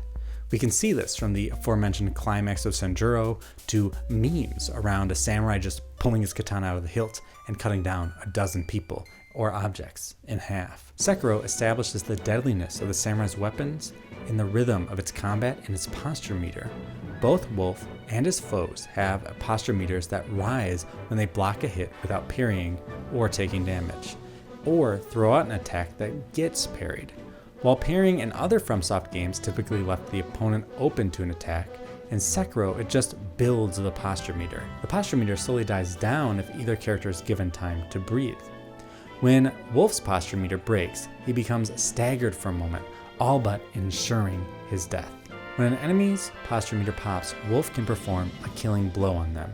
This means that many of the game's bosses can be killed in one strike if they can be parried into breaking their posture. We will discuss why parrying is brilliant game design in another section, but this perfectly encapsulates and reinforces the cinematic flavor of the game. fights are often tense, with Wolf unable to let up on the opponent because it means that they will regain their posture. So they must stay close and engage in constant combat, playing the rhythm game of parrying their opponent's attacks until the precise moment where they can end them. In essence, this reinforces that the samurai's blade is a deadly weapon when used correctly. What makes Wolf and most of the game's toughest bosses such formidable fighters is the fact that they can survive their posture meter being broken once.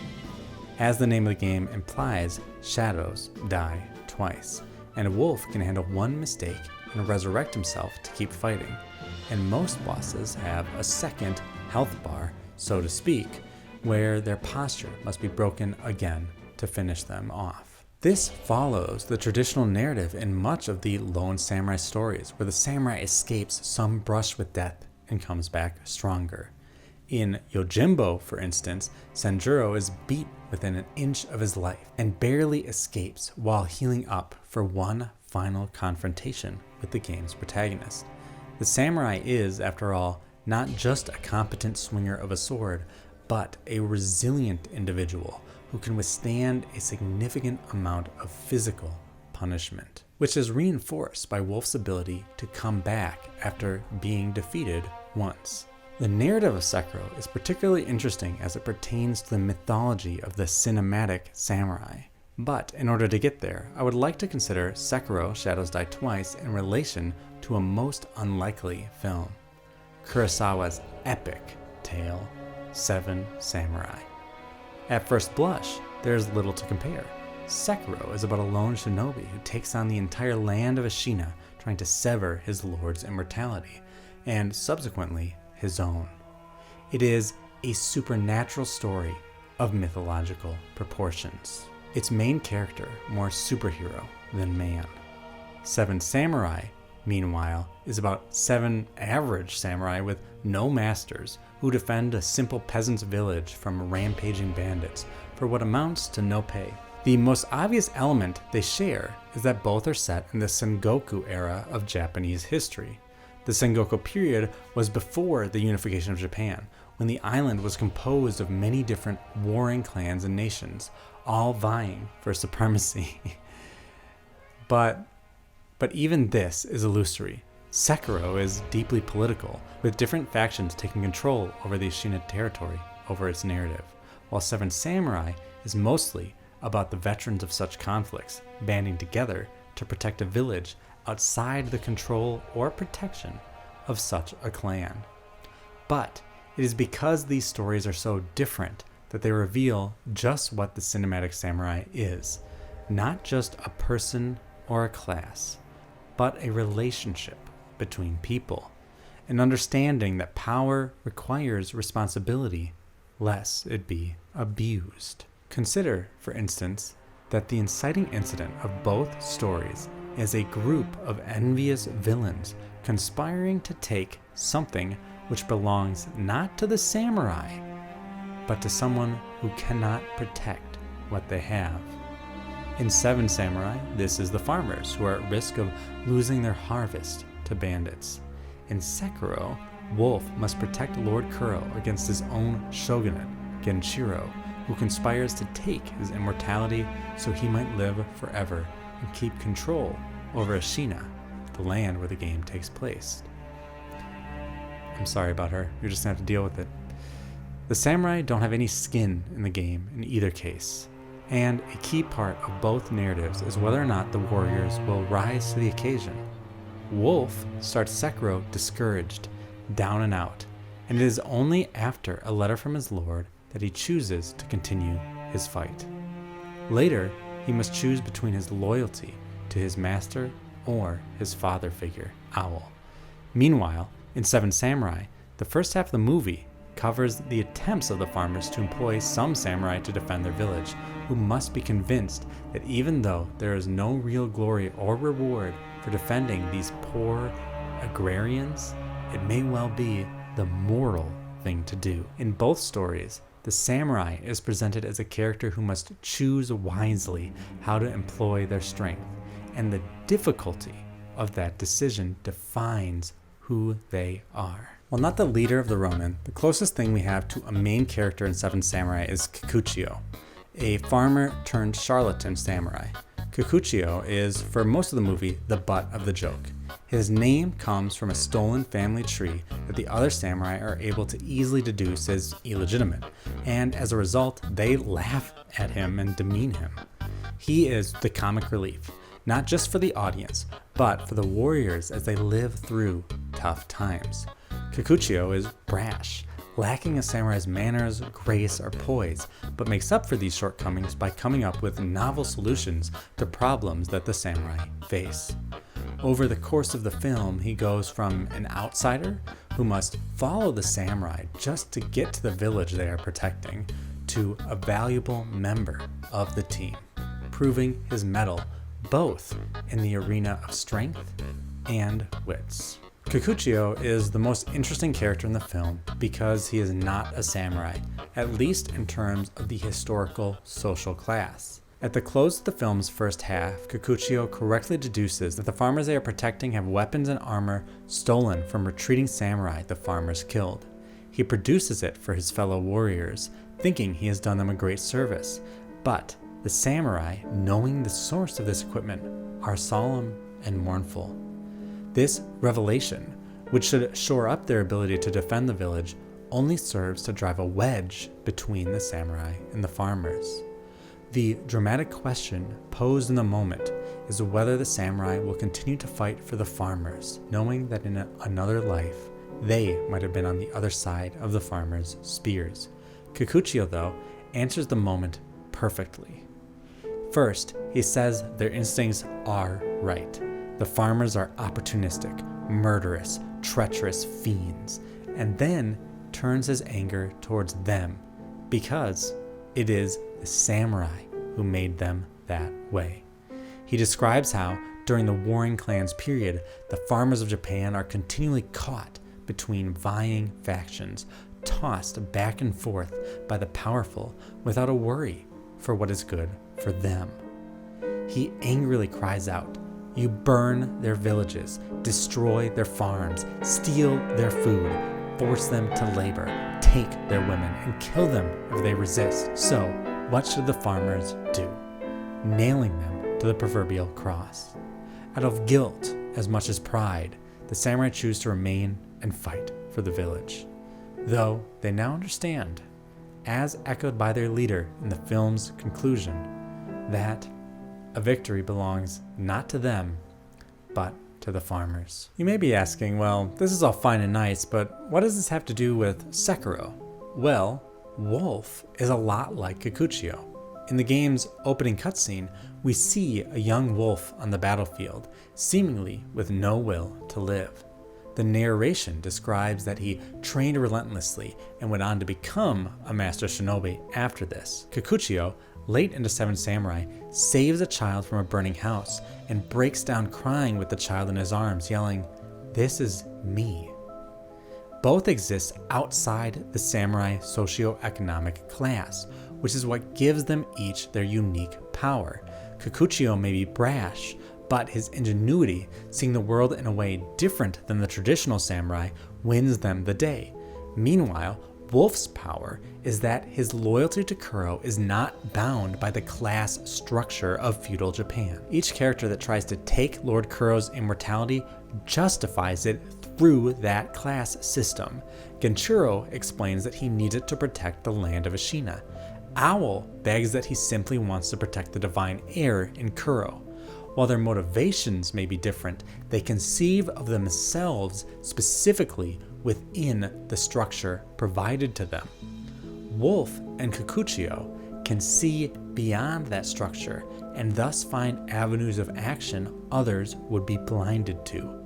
We will explore much more in depth Wolf's journey into heaven to break the ties of immortality in the final section of this video. But for now, I just want to note that his journey into those heavens to do that can only be undertaken because Wolf is as much not a samurai as he is one. But where does this leave the samurai of cinema and games?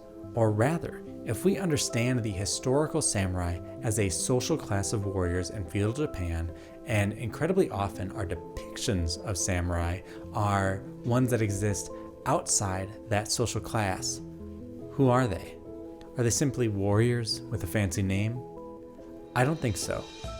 The samurai of fiction is not defined by their social class, ability to wield a katana, or even their cunning. No, the samurai of fiction is defined by their relationship to who they choose to protect. In Seven Samurai, the titular characters are primarily notable because they choose to serve farmers who, at best, can feed them for a little time. Sekiro's main character is remarkable because he serves Lord Kuro above all other convictions. Thinking back to nearly every piece of media centered around a samurai that I watched as a youth, from Rurouni Kenshin to Yojimbo, sure, the central characters were incredibly competent fighters, but what set them apart and made them interesting was how they formed relationships with the people around them. Instead of social class dividing the samurai from those they protect, it seems to primarily be a force of driving conflict. In Seven Samurai, we find this in Kikuchiyo's speech on the nature of farmers and samurai. In Rurouni Kenshin, it's the main character's past sins as a samurai that keep catching up with him. In Sekiro, Wolf's relationship to his surrogate father, Owl, complicates his journey. Wolf's loyalty to Kuro is put to the test in the game's only choose-your-own-adventure decision. As Wolf returns from collecting the items necessary to sever Kuro's immortality, he finds Owl begging Kuro for the gift of eternal life. Owl confronts Wolf and tells him that he must obey the Iron or Shinobi Code, an obvious reference to the Bushido Code introduced in the opening cutscene, which is simply, as your father, my word is absolute, your master's is a close second. In this instance, obeying the code would mean helping Owl steal immortality from Kuro, betraying the master, while disobeying leads to Wolf killing his own father. While it may seem like the more samurai thing to do would be to follow Kuro, in the fiction of the game, a good samurai would follow the Iron Code to a T. Canonically, Wolf does not do this, which cements him as a samurai in the mold of Kikuchiyo. His social class does not define his actions, but what he believes is best for someone else, namely Lord Kuro. It's interesting to me that the game gives the player a choice in the matter at all, but the consequences of the choice reveal just how central the samurai's relationship with those around him are to keeping him level-headed and sane. If Wolf obeys the Iron Code, he must first fight two of his closest allies, Lady Emma and Lord Ishinashina. These characters step in to defend Kuro against the now bloodthirsty Wolf. When Wolf succeeds, their blood is not enough. He then kills Owl and Kuro, ushering in an age of darkness. The game concludes with an epilogue. Soldiers and townfolk alike died by the thousands. Very few survived. Ashina became the setting for the most tragic massacre of the Sengoku era. And for a long time after, it was said a demon lurked the land. Upon severing his relationship to Kuro, Wolf dissolves his relationship to the world around him, embarking on the Shura, or path of carnage ending. Without a protective relationship, not just some master, but someone the samurai respects and wants the best for, they become hollow, purposeless, and destructive. While the primary characters of most samurai films do not follow this path, their enemies certainly do. Unthinking weapons of lords or ideals that carry them only from battle to battle, bloodshed to bloodshed. Exactly the kind of people that Kikuchiyo describes in his speech to the other 6 samurai. So who is a samurai? A person engaged in a relationship to protect those around them. Without that relationship, they're no one, just a faceless, murderous force. Sekiro's first ending displays this tragically, so much so I can't bring myself to do it. I like cute little Lord Kuro too much to want to kill him in that way. To some degree, Western audiences, myself included, miss this context for the samurai. We may see them as competent fighters or interesting characters, but whereas the Knights of Arthurian lore are these noble warriors who embark on epic quests for magical relics, the best samurai stories are about guardians and what they will sacrifice to keep other people safe. From them, we learn a profound lesson about ourselves. We all have the capability to lift up those around us, put their needs before our own, use our own unique strengths to the benefit of others, not just ourselves. To round out this section, I want to consider the ending of Seven Samurai one last time in relation to Sekiro. Throughout the film, we are introduced to cynics, realists, and optimists, people with real stakes in the game. For the villagers, hiring these samurai is their last resort. Their survival is on the line. Some feel like the samurai are simply another evil that they must contend with, hiding away their loved ones out of fear for what the samurai will do to them. Some feel worried about whether or not the village will survive the attack, and still others see it as an opportunity to show their valor. Among the samurai, there are those who just want to fight, those who want to prove their own worth, and those who are protecting the farmers out of the good of their heart. Despite the wide range of possibilities, none are proven right in the film's final moments. The samurai indeed lose numbers, and their loss is honored by the townsfolk. But what the audience takes from that sacrifice says more about them than it does the film, which refuses to give an answer on the topic. If you see the samurai as valorous fighters, then they died doing their duty. If you see the farmers as duplicitous cretins, then maybe evil won out the day. The many different ways to read the film's ending, where the lead samurai explains that the victory belongs to the farmer, is the brilliant last twist in Kurosawa's film. Sekiro carries this torch. The game has multiple endings, each depending specifically on Wolf's commitment to Lord Kuro. In the one we've already described, he betrays his master. In the most basic ending, Lord Kuro dies and Wolf survives on as the new sculptor, perhaps a failure, but at least one who carried out his duty. In the purification ending, Wolf takes up the mantle of the Seven Samurai, sacrificing himself so that Kuro can live on after their immortality is severed. Finally, in the return ending, Wolf, the Divine Child, and Kuro all leave to head west, breaking from the Sengoku era of bloodshed. We will discuss in far greater detail the ideas around immortality and stagnancy in a later section, but here I want you to think about what each of these endings says about Wolf. They ask how far he is willing to go to protect his master, and in each one we see personal development, a willingness to look beyond oneself, to find the best path forward. We see ultimately a samurai fulfilling his duty more over each iteration of the tale. Wolf's loyalty to Kuro is the beauty of Sekiro's portrayal of the samurai. It draws from the rich history of samurai stories in cinema, but instead of placing the samurai on a pedestal above the viewer as some paragon of wit and strength to aspire to, it gives the player the opportunity to produce their own wisdom and might to tell the story. The cascading nature of their relationship to Kuro, reflected in how far the player is willing to go to achieve these aims, punctuates the profundity of their labor. You may not be able to transcend social class in real life, but in Sekiro, for a fleeting moment, you can experience life not as the historical samurai, but as the idyllic version of the samurai presented in stories like Seven Samurai, Rurouni Kenshin, and Yojimbo. You can understand intimately that a samurai does much more than just swing a sword around or follow a code. You can truly develop a relationship with someone as their guardian and flow your actions toward their well-being rather than yourself. That said, swinging your sword around in Sekiro is quite fun, so it's time we talked about it. As we move into the next section, I'd like to ask you for a small favor. You see, there's a fine YouTuber who goes by the name Joystick Drummer. I've been following him for a while, and I think his work deserves more exposure.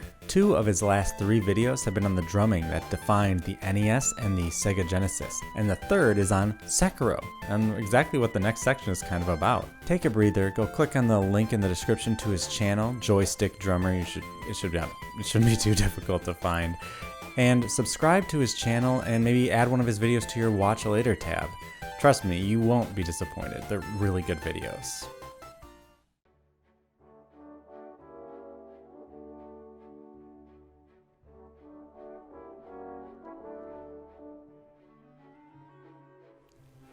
In general, if you watch my videos, you will probably get the impression that I am a little genre averse. By this I mean I tend to be hesitant to describe a game in relation to how it aligns or breaks apart from genre convention. In my professional work, I also tend to stay away from such discussions. The reason for me, quite simply, is that many discussions of genre in media put things in boxes without saying anything particularly profound about them. For instance, I think about all different genres of metal music, and while I can say with certainty that differences between these genre titles do exist, they don't help me find music I would like.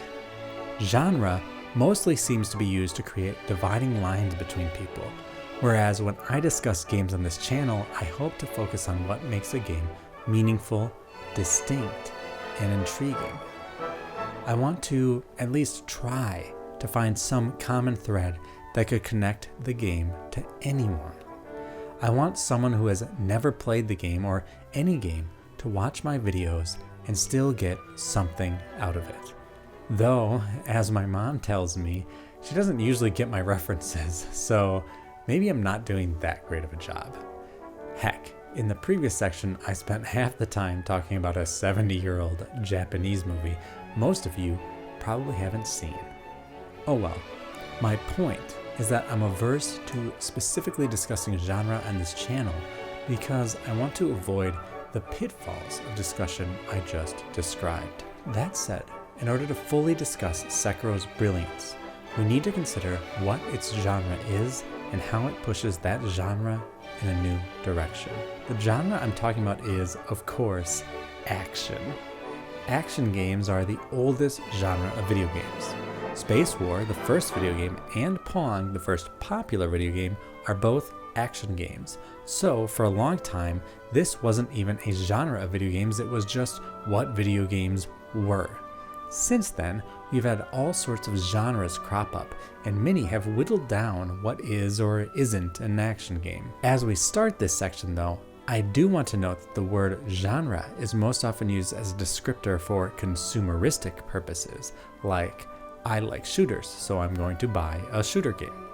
But when I talk about genre, I'm less interested in how a genre sets up expectations for the player purchasing the game, and more interested in how genre influences what a game expects from the player. The saw of expectations cuts both ways, I suppose. In this section, we're going to consider the history of the action genre, why defining Sekiro as an action game is important, and how it pushes the genre in a way I sincerely hope others follow.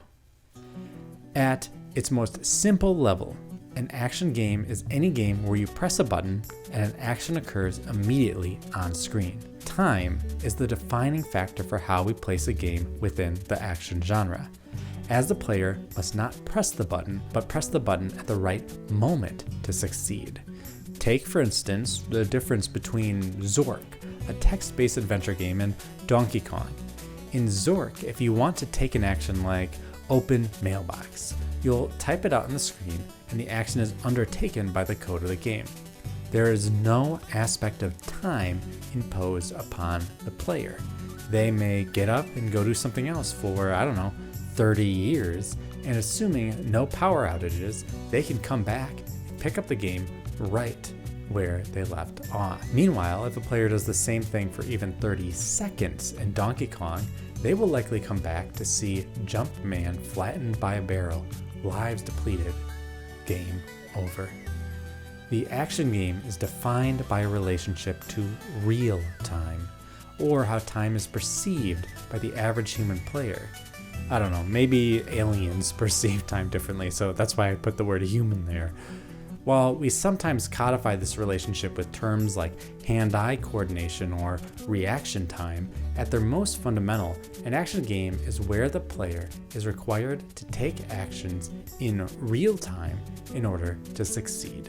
If you're a savvy viewer, you may already be thinking, well, that includes just about every game. And you'd be right. A significant amount of games are action games. Every game that has ever won Game of the Year at the Game Awards is an action game.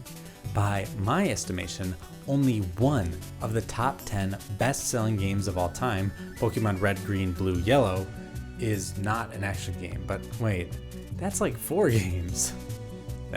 Anyway, only 7 of the top 50 best-selling games, all Pokemon games mind you, don't feature action elements in some meaningful way.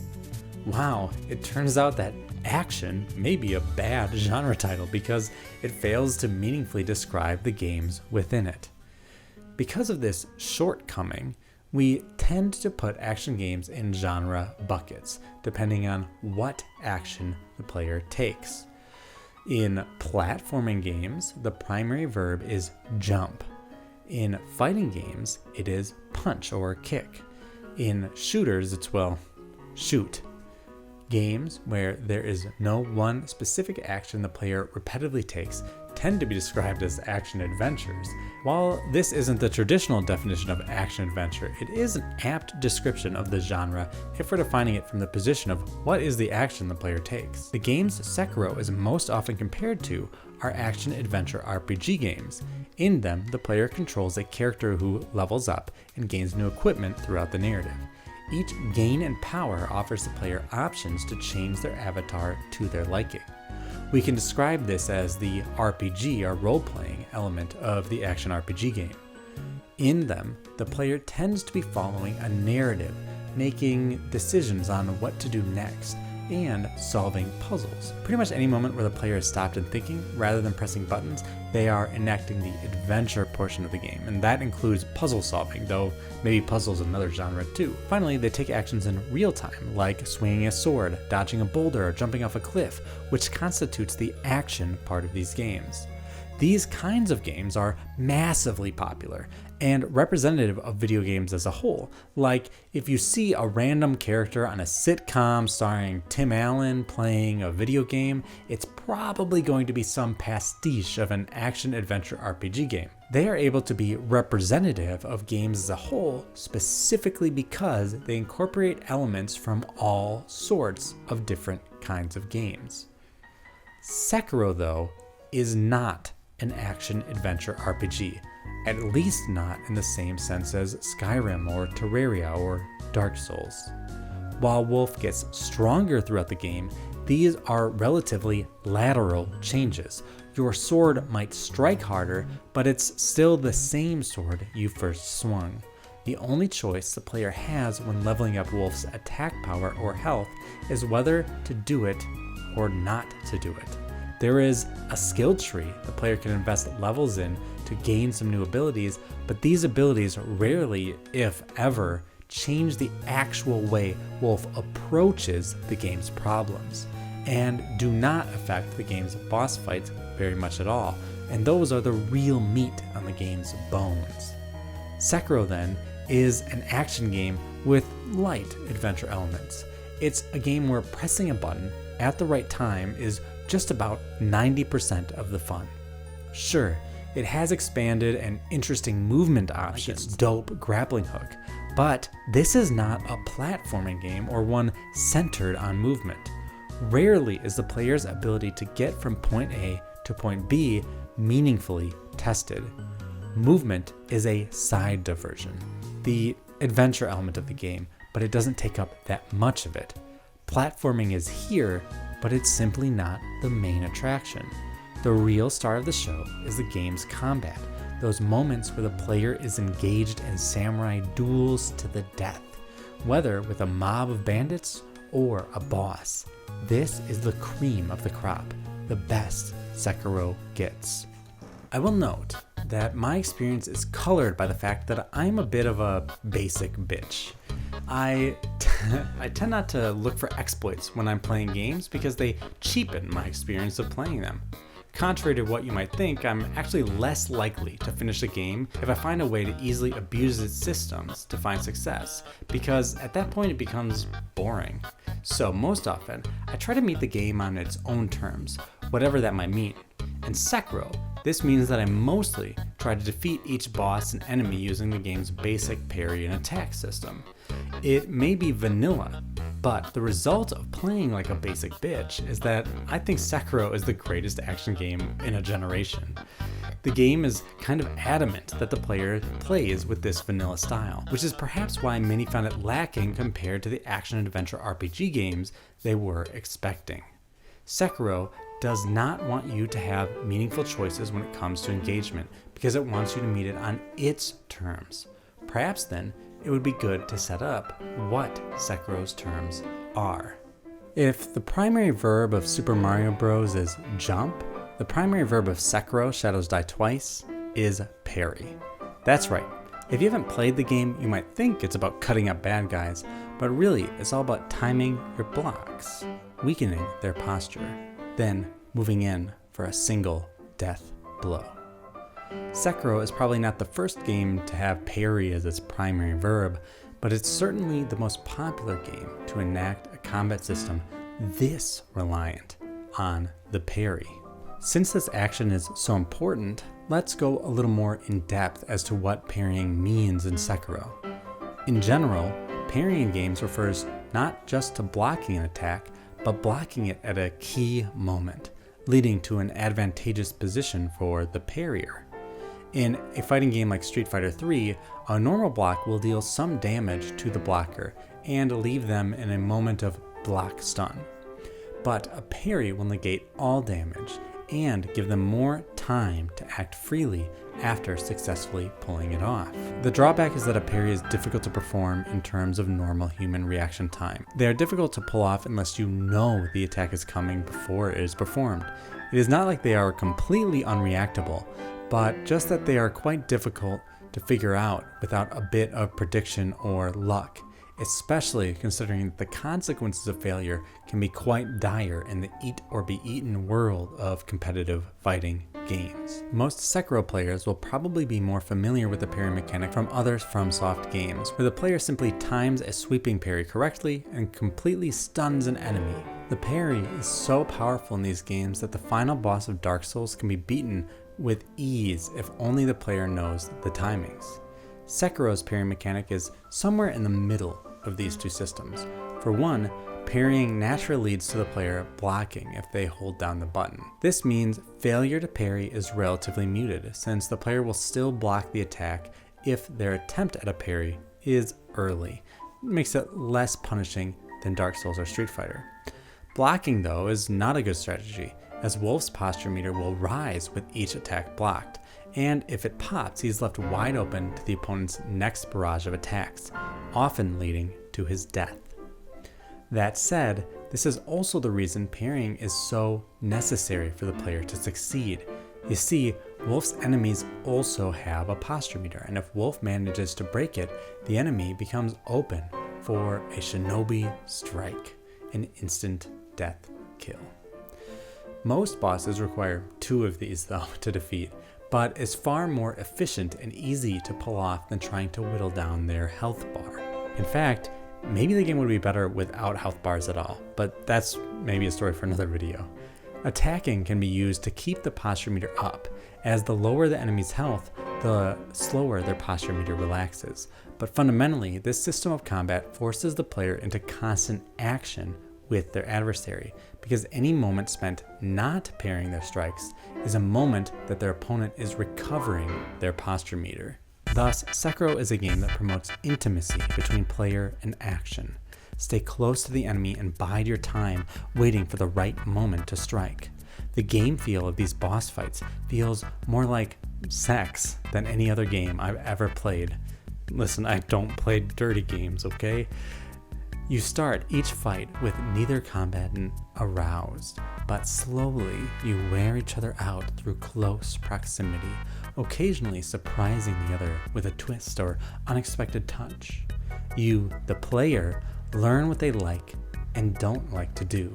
their patterns and inner essence. Slowly, the pressure mounts. Both you and the enemy see your posture meters rise. You wonder, who will break first? Then, you see your opening. You parry a strike, and bam, your opponent orgasms. I mean, their guard is broken. You move in for the finishing blow, and fluid spews everywhere. Wow. That is a lot like sex, isn't it? Whew. These sensuous encounters make for tense bodies and sweet relief. It's not unusual for a player to go from failing a boss fight a few times with little hope of success, then suddenly finding the right pairing pattern and demolishing them with ease. In my Ultra Kill video, I praised that game for incentivizing players to get close to enemies in order to siphon blood off them when they get hit, healing themselves in the process. Sekiro takes this design principle in another direction. There's no running away and biding your time waiting to get in a hit or two. When I would play other FromSoft games, I would figure out when I could dodge or block, and then I would get a good hit in, rinse and repeat until the boss died. Fighting a boss in Sekiro, though, is far more interesting and engaging. If I'm really on, I can take out some of the higher level bosses without landing a single hit on them before the final blow. While I know some were disappointed that these bosses were not the huge, intimidating monsters of other action-adventure RPG games, namely Dark Souls, mostly just people running around with swords like Wolf, they more than make up for this flaw, if we want to call it that, in the flow of their combat. Sekiro has, point blank, the best action game boss fights of any game I have ever played, because of, not in spite of the fact that the game feel so closely resembles the feeling of sex. This primary action of parry more resembles a rhythm game than a traditional action game. But before we move forward, I will note that from our previous definition, rhythm games are certainly press button at the right time affairs, and thus are action games in their barest sense. Some bosses in Sekiro will have a flurry of attacks. Pairing these attacks at the right rhythm will almost always break their posture by itself. Once you start treating Sekiro like a game where parry is the primary verb, not only do these connections become clear, but the path to success becomes much more manageable. When I've observed friends struggle against the game's bosses, it is usually because they are trying to play it like a traditional video game where you simply reduce the enemy's health to 0. Such strategies can be effective once in a while in Sekiro, but they are not the modus operandi or correct method of playing the game. Fighting against its rising tensions and exciting climaxes only yields a more difficult and less rewarding experience for the player. Doing so denies the essence of what makes Sekiro, Sekiro.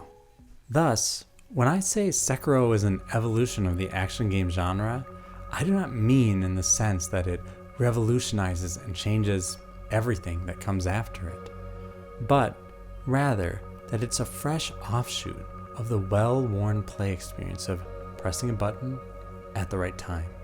Sekiro is the start of a new genre, some fresh mix of hack and slash rhythm and traditional action games. What makes it intriguing and fun is different than what makes Skyrim, Bloodborne, or Ghost of Tsushima fun. You can argue in the comments as to whether I am, but if I'm right, and I obviously think I am, or else I wouldn't be making this video, then it doesn't make sense to judge Sekiro on the merits of what makes these other games good. Instead, I want to test Sekiro against itself, against what it sets out to do, and whether it accomplishes that, and whether that goal is worth the effort for both the developer and the player. We've already covered what Sekiro does, so we're going to work a little bit backward from that and ask, what does Sekiro hope to accomplish? Rather than read the tea leaves from what developers have stated, though we could do that, we can read the game to discover its own goals. A good place to start is its opening cutscene. In it, we see a 7-foot-tall giant samurai with a spear named Tamura fight a much smaller samurai, Ishinashina. This encounter lasts about 30 seconds. Tamura takes 3 wild, deadly swings with his weapon. Ashina dodges one, deflects another with his katana, and then does a Makiri counter. with the third. He takes 2 blocked attacks before stabbing the giant in the foot with his blade. Blood fills the behemoth's sock as he steps back and puts his weight into a devastating stab. Dust kicks up all around them. Has Ashina perished? No. He has blocked the attack and rebuffs it. He dodges forward, landing a stunning strike on the Colossus before climbing him and landing the killing blow. Blood spews everywhere. The smaller samurai, victorious, declaring to the crowd that General Tamura is no more. This scene sets up the fantasy of Sekiro. Wolf, a fighter equipped just like Isshin Ashina, should control and move in a way that makes the player feel how that samurai felt in defeating his spear-wielding foe. The player should feel like they are fighting opponents who seem more dangerous and deadly than themselves. They should feel dwarfed by their power and stature. In their fights against them, they should feel outmatched at times, kept at bay, like one mistake could end them. Yet, they should also feel like through ingenuity, correct maneuvers, and good timing, of course, they can overcome the odds with 1 or 2 well-timed strikes and end the fight in an instant. Watching this cutscene after finishing the game should be eerie, because this is almost exactly how each consequential fight in the game feels. Wolf is significantly smaller than all but a few bosses in the game, and nearly all of them have weapons that reach further than his own. And of course, the parry system ensures that he takes on a defensive posture in play, biding his time for the perfect moment to strike. If this cutscene is what Sekiro is supposed to feel like, the game achieves its goal with flying colors. And we don't have any reason to believe that this isn't how the game wants to be perceived by its audience.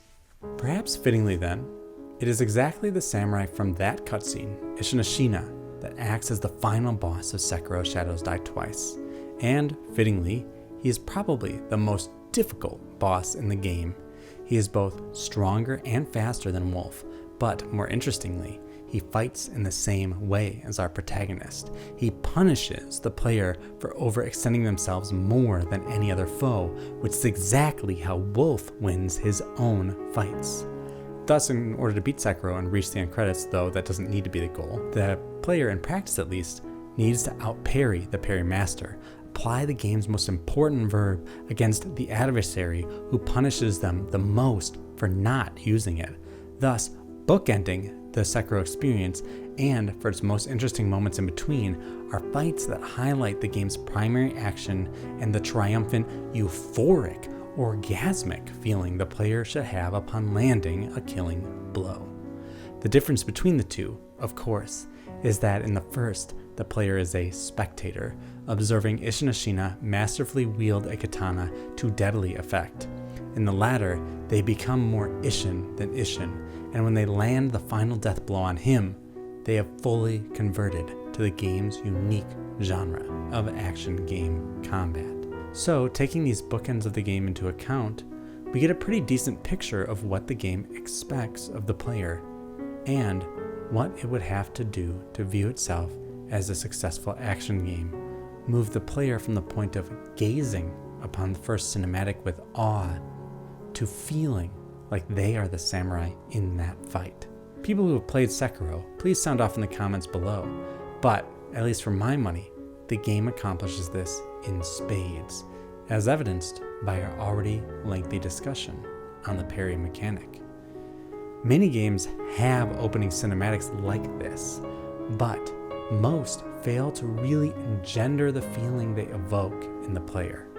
Sekiro Shadows Die Twice exceeds that feeling in my estimation, which is why it is one of the greatest action games of all time.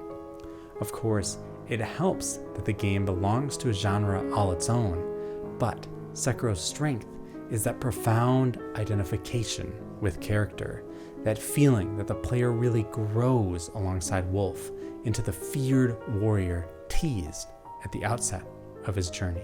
Parrying makes Sekiro Sekiro because it makes the player play the game on its terms. If there were a different method to overcome obstacles without the kind of defensive play parrying requires, then the player might still enjoy the game, but they probably wouldn't finish it feeling like they embodied the avatar of play showcased 30 or so hours before they became that avatar. Games, by their most basic definition, are places of contingency, of change. Not only does Sekiro Shadows Die Twice change the name of the game when it comes to what the primary verb of an action game can be, but it changes the player over the course of the experience. Personally, I find it difficult to go back to a whole host of other action games with similar vibes to Sekiro because I find their non-parry action systems to be lacking. You could almost say there is something missing, but rather than being unable to put my finger on what it is, I know precisely what's missing: a robust pairing system. The aesthetic joy of Sekiro is building pressure and the feeling of sweet release that accompanies the release of each boss's fire hose of blood from their bodies. Few games come close to Sekiro's brilliance on this matter, and less land the jump with such precision and grace. We can only hope more take the leap though, because this style of play deserves an entire genre of iteration. This would probably be a good place to stop, but I've got one more big thing to talk about regarding Sekiro. Its themes of death, stagnation, and its profoundly spiritual understanding of human existence.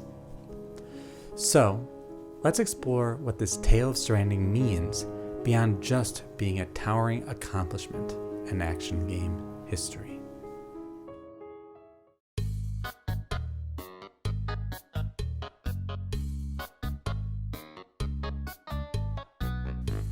What follows is an adaptation of a conference paper I gave in the fall of 2019. I think it's pretty interesting and a good way to round out this long-winded discussion of Sekiro. The truth is that I am an academic, currently writing my dissertation on games, but this doesn't always come through in my discussion of games. In this section, I wanted to give you a bit more of a taste of what an academic approach looks like. It's a little more formal, and there are less jokes, but it's got a lot of meaning and intrigue to offer, so enjoy. The word death hangs over the screen, and it's game over once again. In most video games, this would be relatively innocuous.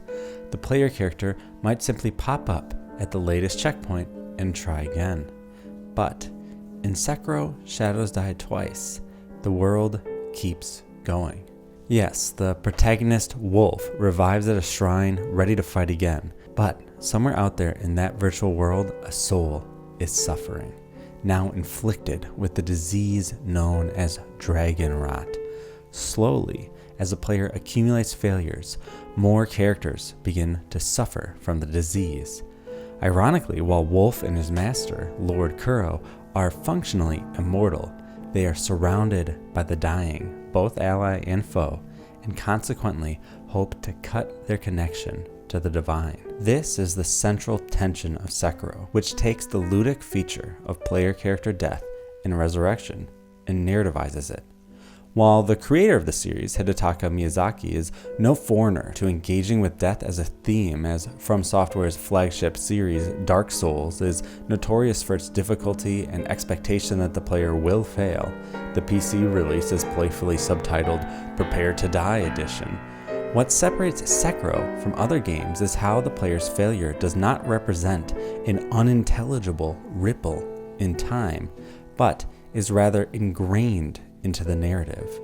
This seemingly inconsequential plot device heightens the experience of Sekiro, creating a link between player and character on a spiritual level, while pushing past the perceived divide between ludology and narrative, concepts traditionally separated in both the study and creation of narrative games. In this merging, Sekiro complicates what is not ludic or narrative, and in this fusion of gameplay and tragedy, Wolf transcends the game to allow more profound identification with his character.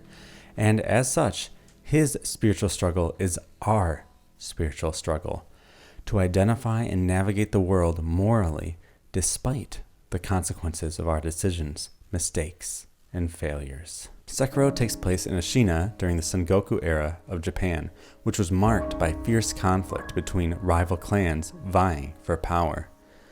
Miyazaki says in an interview with the Washington Post that the reason for picking Sengoku over Edo was that the former is an era during the Middle Ages, whereas the latter is closer to early modern times. A more medieval setting allowed for the impression that various ancient and mystical elements still exist in this world, which is something we found very appealing. This indicates that there is a conscious effort in the narrative to engage the kinds of spiritual and moral questions that ancient minds tried to solve. Embracing the fantastical, Wolf sets off on a quest to rescue Kuro from Maku and later seeks to sever their lord's immortality, putting him into conflict with supernatural beasts and seraphic dragons. The game's opening epigraph frames the narrative. This is a tale of stranding, loneliness between lord and retainer.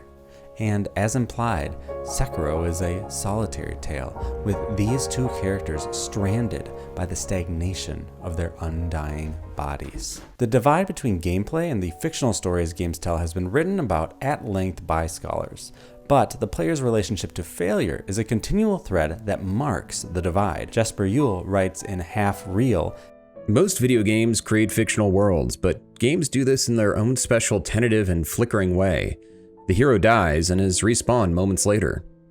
It is not happenstance that Yule's first example to describe the tenuous nature of video game fiction is ludic death, as it is the most consistent example of what Yule describes as the contradictory and incoherent world of video games, in which the player can gradually ignore the fiction, or alternatively, they might play a complete once-adventure game, the progression game, where the player only faces each setting once and is therefore more likely to take the fictional world at face value.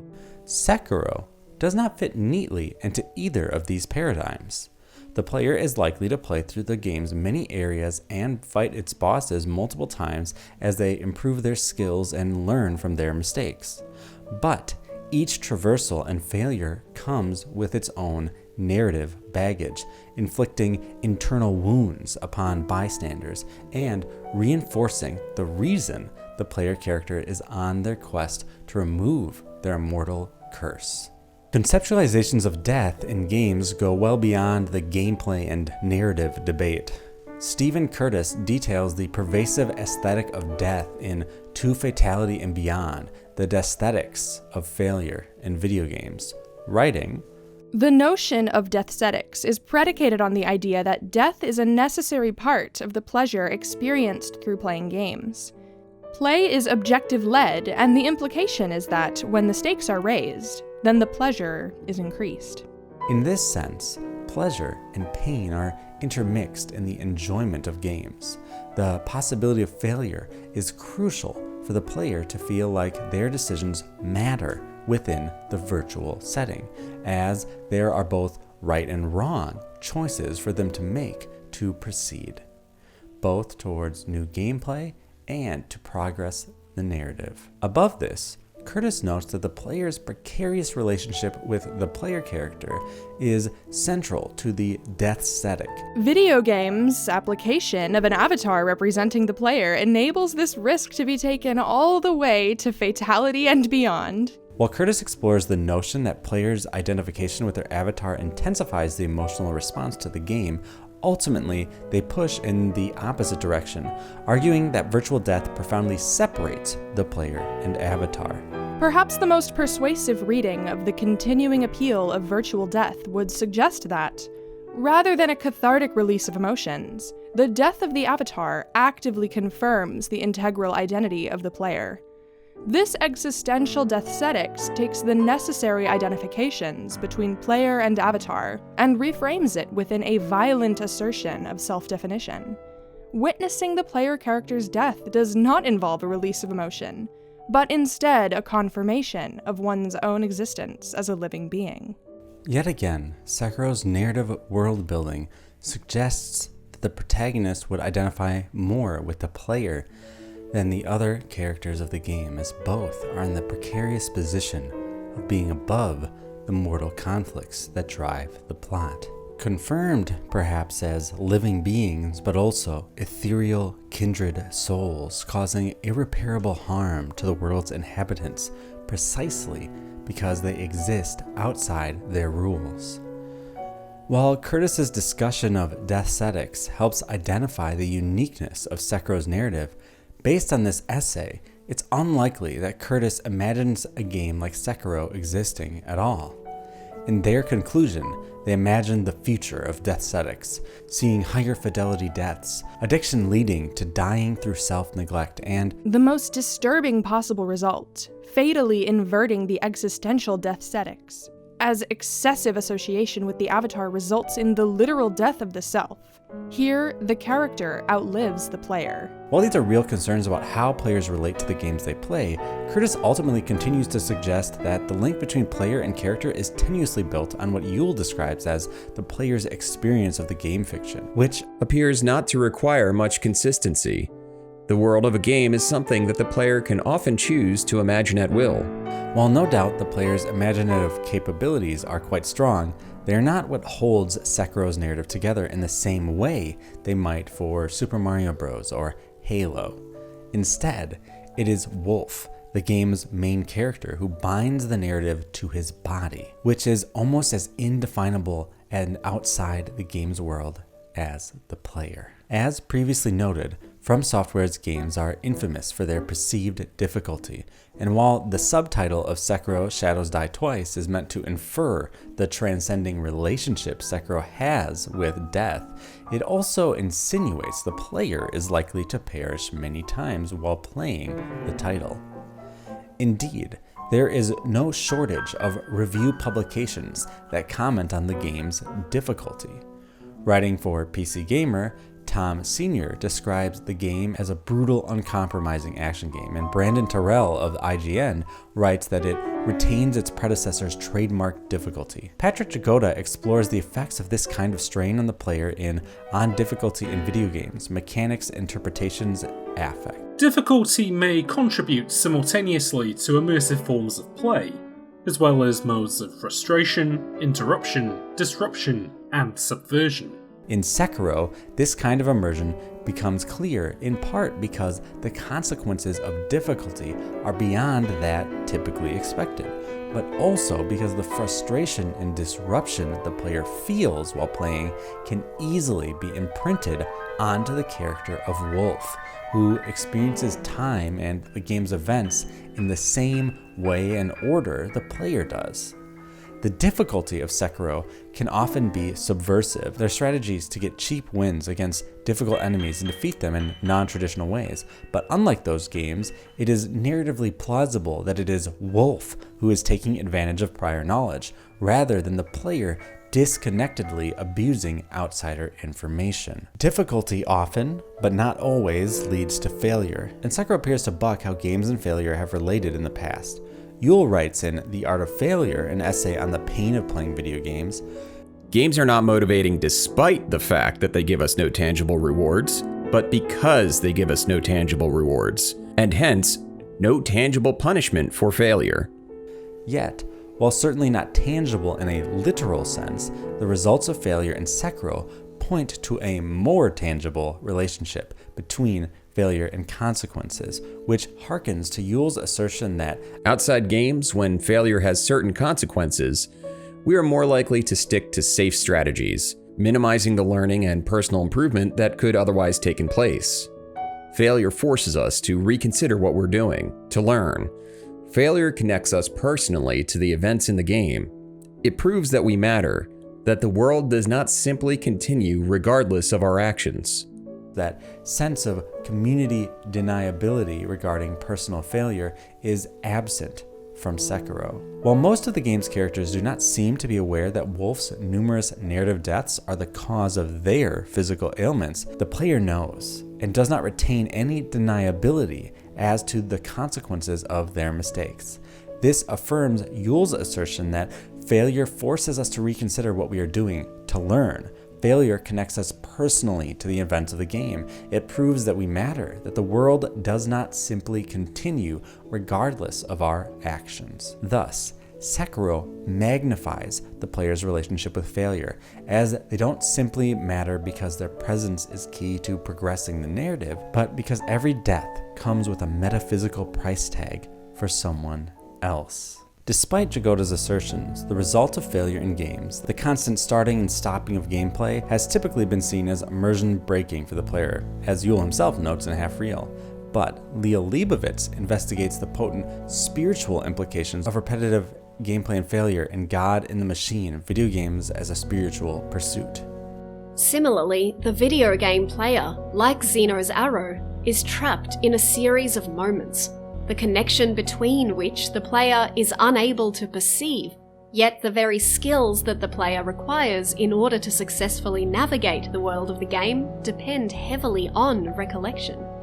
Video game time, therefore, emerges as an odd construct, a series of disparate moments that nonetheless require a past to bind them, a movement forward and backward simultaneously. This peculiar notion of time is present in most narrative games, as the player hones their skills in outside game time while the narrative waits for them to improve enough to progress. But Wolf, in his ability to transcend the way typical video game protagonists relate to the world in his own understanding of his immortality, has more in common with the player than the game's other characters.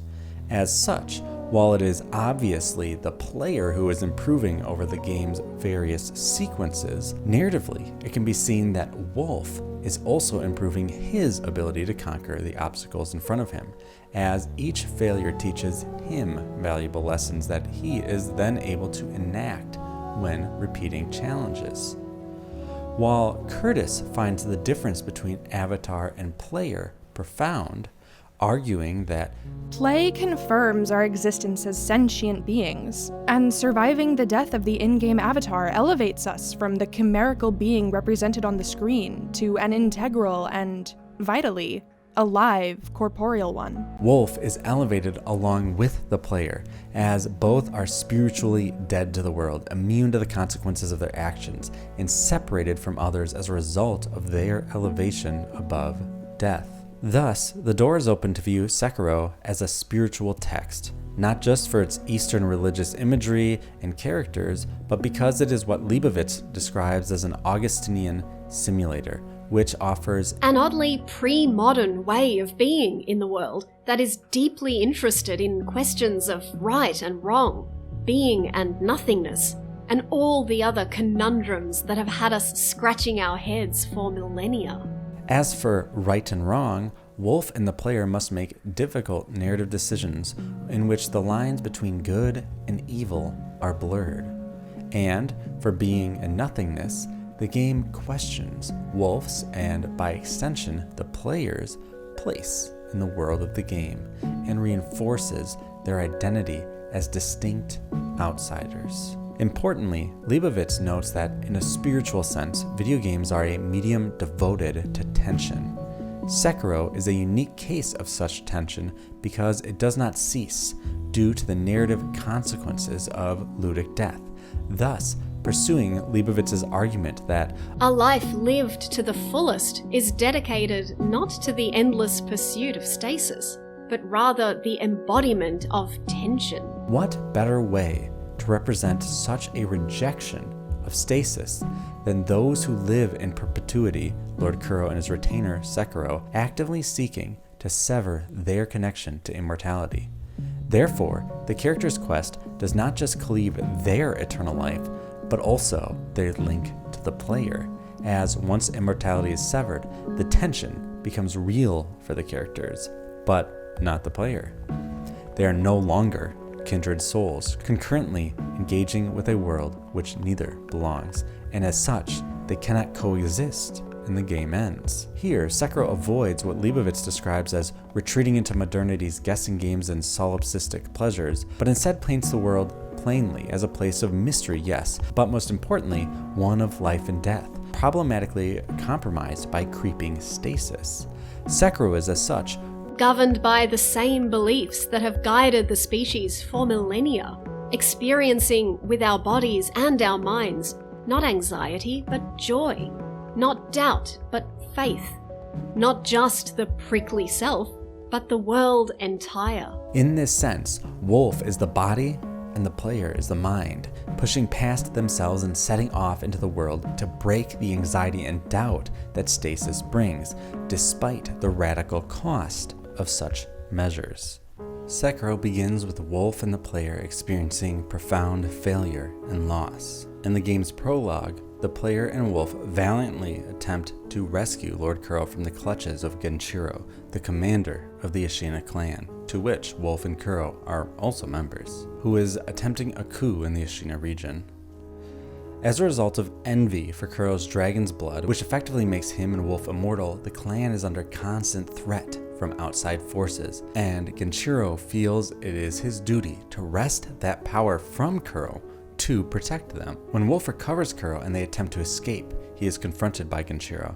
Success is not an option here, and while the player may do their best to defeat Genshiro in one-on-one combat, they will always fail, with Genshiro taking Wolf's left arm and Kuro.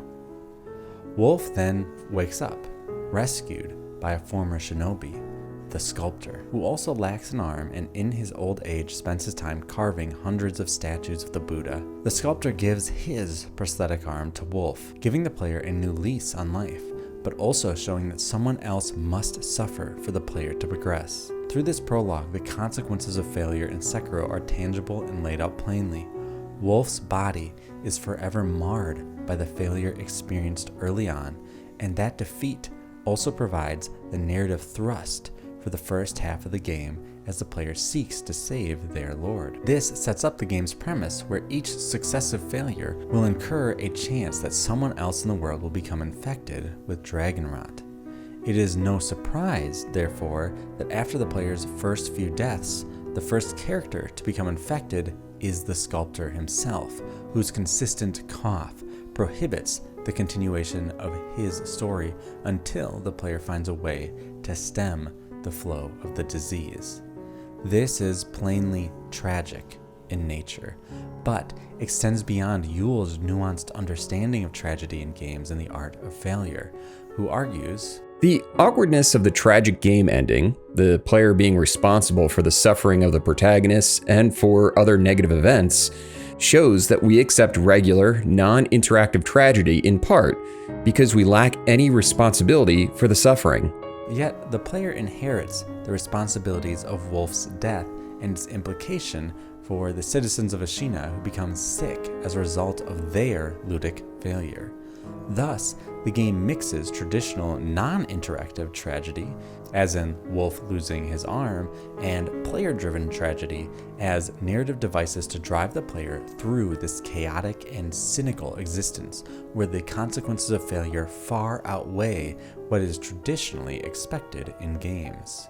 One of the most emotionally compelling tragedies associated with dragon rot occurs with two characters the player meets early on in the narrative, Inosuke Nogami and his mother. Inosuke is a vassal of the Harada family who helped raise Lord Kuro, but is now displaced and lives in Ashina. When Genshiro begins his coup, presumably all outsiders like Inosuke are targeted, and a wolf finds the character near his homestead, blinded and gravely injured. He asks Wolf, "Might you look in on the old lady in that house? She's my mother, but her mind is failing. She cannot tell one from another." The mother confuses Wolf for her son, asking him, "Have you offered the bell charm to Buddha? Have you tried the run-down temple with that stubborn sculptor in it?" After obtaining the bell charm, the player can access and play through an old memory from the Harada estate, where Wolf recollects rescuing Kuro from Lady Butterfly, who, like the current antagonists, lusted after Kuro's divine power. In the memory, the player encounters the mother and Inosuke. They are clearly familiar with Wolf, as the mother references his father and pleads with the player, "Please go save the young master."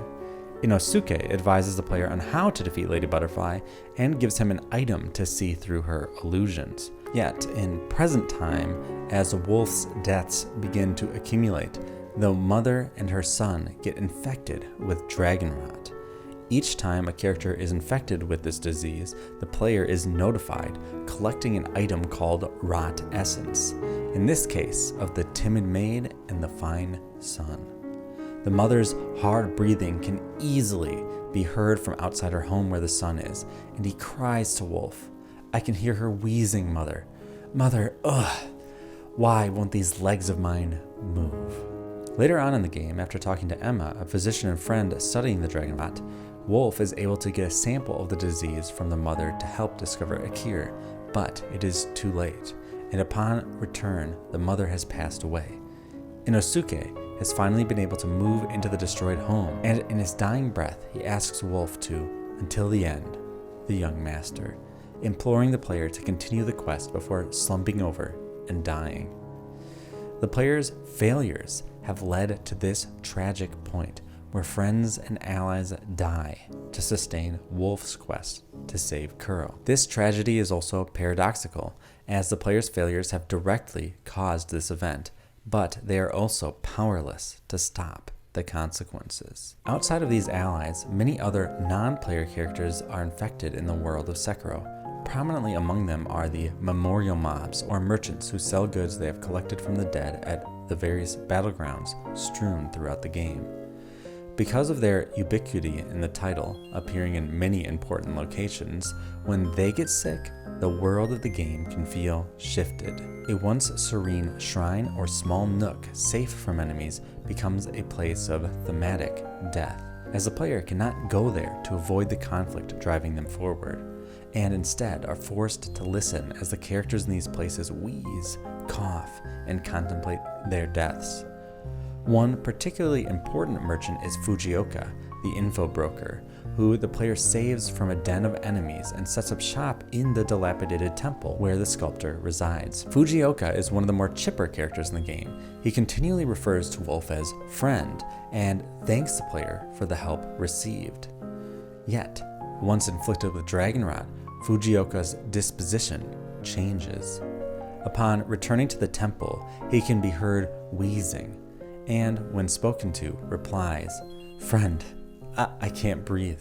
Damn, I'm gonna die here." The hopelessness of this previously bright spot in an otherwise dim game reinforces the narrative consequences of ludic death. Typically, video game merchants can be relied upon as a stable place of refuge from the narrative and ludic antagonists in games.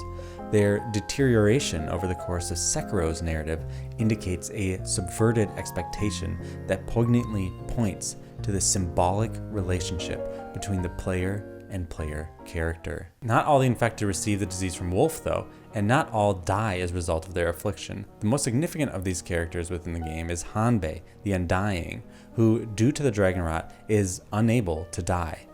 He can fight and be wounded, but like Wolf, he is functionally immortal, his husk of a body maintaining some semblance of life no matter how many times he dies.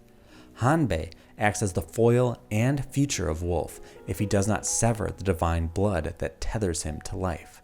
He remarks to Wolf often that he is bored and asks, "Why don't you use me for some sword practice? I might come in handy for whatever your mission is. A warm body that can't die might prove useful to you. I volunteer mine." If the player accepts this proposition, Hanbei replies that swinging one's sword is a cure for boredom. If we consider that Sekiro and the player occupy a similar spiritual and metaphysical space within the game, this is also cutting criticism for the player, asking whether they are bored and battling through this action game as a remedy. Hanbei exists in a unique liminal space within the game, as his usefulness as a kind of training room for the player feels exceptionally ludic in a game that appears to be trying to narrativize traditionally ludic qualities. But even this character has a profound narrative attached to his ludic identity. Hanbei remarks many times that he wishes to die, for his diseased and rotting body to finally be discarded.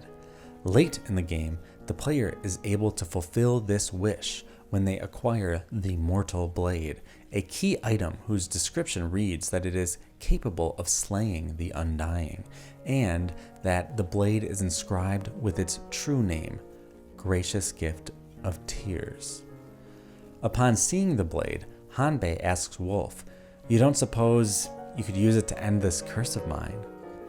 Approaching death, Hanbei reveals the regret and failures that have followed him to this point, saying, "My shame for not following my master into death," before Wolf, who presumably knowing the pain of such failure, cuts him off, as he does not want either of them to relive past mistakes. Wolf then permanently kills Hanbei, quickly and mercifully. This moment, Hanbei and the Mortal Blade represent a crucial evolution of the player's disposition towards Ashina in the world of Sekiro. After infecting many people with dragon rot, Wolf is finally able to do right and end the curse for someone, albeit by way of violence. Hanbei's story also foreshadows the greater narrative of the text, as in most of the choices available for them, they will be using the Mortal Blade to help end dragon rot and the immortality afforded to Wolf and the heir. This foreshadowing reveals the narrative form of Sekiro as a tragedy, where no matter the player's choices, some characters must die in order to complete the goal of immortal severance. Yet, as the mystical blade's description and Hanbei's story reveals, breaking stagnation and the bond of immortality is merciful and compassionate, a gracious gift, even if it comes with tears. Sekiro is a unique tragedy in that it has quite a few potential endings. Yule argues in The Art of Failure that games can be the strongest art form yet for the exploration of tragedy, particularly because the player is complicit in the story and the flaws of the world and the characters, which results in a tragic end. Yule writes, Complicity, incidentally, also solves the other problem presented by the straightforward game tragedy. Where there was a disconnect between the players overcoming personal flaws and deficiencies in order to complete the game, but where the protagonist had to meet a tragic end due to insoluble personal flaws. With complicity, the player shares with the protagonist the feeling of being flawed. While Yule is describing complicity in terms of the player's participation by way of play, and that is certainly happening in Sekiro, it also occurs with the multiple options the player has as they approach the game's narrative close, where the player must make difficult choices with vastly different consequences. The darkest of these endings happens when the player returns to the castle, having completed most of the tasks to sever immortality. Wolf's adoptive father, Owl, who was thought to have died, returns and confronts the player, corrupted by envy for eternal life. Owl commands Wolf to obey the Iron Code, which he lays out at the game's outset. As your father, my word is absolute, but the word of your master is a close second. The player is given the option to break or keep the code. Upon keeping it and choosing to take power for themselves and Kuro, Wolf is confronted by two former allies, and after defeating them, Owl boasts, "Now nothing stands in our way," but is stabbed through the heart by the now corrupted Wolf, who wants the power for himself. The game's epilogue for this ending reads, "Soldiers and townfolk died alike by the thousands. Very few survived. Ashina became the setting for the most tragic massacre of the Sengoku era, and for a long time after, it was said a demon lurked the land." In this most plainly tragic, in a Greek sense, ending of the game, Wolf succumbs to lust for immortality, achieves it, and becomes a demon that torments Ashina. This ending of the parable suggests the violent capacities of people and the player to destroy the world around them with little hope for the goodness that many strive for. Ultimately, this ending shows that the ability to manipulate and control the world around us does not lead to spiritual maturity or strength, but community and personal ruin. Breaking the Iron Code and defeating Owl can lead in two directions. In the simplest to achieve, Wolf defeats Genshiro and meets Kuro in the field where he lost his arm. Completing his task, Wolf plunges his blade into his master, cutting ties with the divine. The final scene shows Wolf taking over as sculptor, a former shinobi who has put aside his violent ways. In an alternate ending, the player collects some key items before this point. In a different ending, the player collects some key items before this point and is able to draw out the divine energy that grants Kuro immortality and put it in himself. He then draws his mortal blade and tells Kuro, "May you live on and embrace what it means to be human," and plunges the sword through his own chest. saving Kuro, but ending his own life. Both of these endings are exceptionally bitter, with one of the stranded characters detailed in the opening epigraph alone, without their closest companion. Just as throughout the game, the intense cost of death is transferred to other individuals when the player dies, here, a life must be paid to remove dragon rot and the conflict from the narrative. The player is complicit, no matter which of these occur. And whether Wolf or Kuro dies, the story acts as a fable, exploring the fragile connection each of us has to life and the way our actions impact each other and our community. No one is happy, and the player's mistakes and failures lead to a goal accomplished, but also a profound absence. Irresolution is precisely the point. As all art rattles toward resolution, video games, with their state of being in the moment, are the medium devoted to tension. As such, they are fertile soil for the teaching of an ethically nuanced worldview. In these two endings, the tension that drives the narrative is finally cut when one of these characters dies. In the second, Wolf muses on learning what it means to even be human. Certainly a real concern for the now mortal Kuro, but also a reflection on his own journey from lonely shinobi to sacrificing father-like figure. The player also is confronted with their relationship to the game in a spiritual moment of descendance, as Wolf, who they have identified with throughout the entire game, comes down from his elevated space as alienated other, so does the player, joining the world of mortals. Wolf, despite his combat prowess, is ultimately unable to control the tragic narrative. This fits within Leibovitz's assertion that video game players, as we've seen, live constantly with original sins. They are plagued by plot turns over which they had no control. They are trapped in a world they can never really shape. Their will is a strange and fragile thing. Wolf and the player are one and the same, kindred souls pushed and pulled by a plot in which they are active participants and reluctant spectators.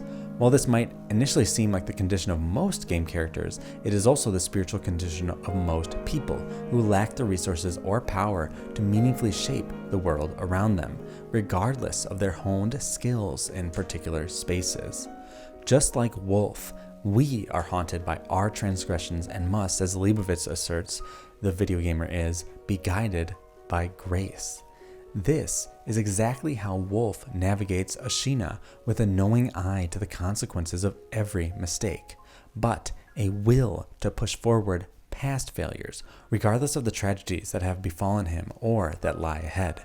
As such, Sekiro Shadows Die Twice offers that rare chance Leibovitz privileges to transcend the irresolvable anxieties of modern media by stepping into the parable of a long-forgotten and lonely lord and retainer whose quest with the player is as much one of intermingling ludic and narrative features as it is a spiritual one, privileging the exceedingly human quality of determination to accept our failures, learn from them, and try again.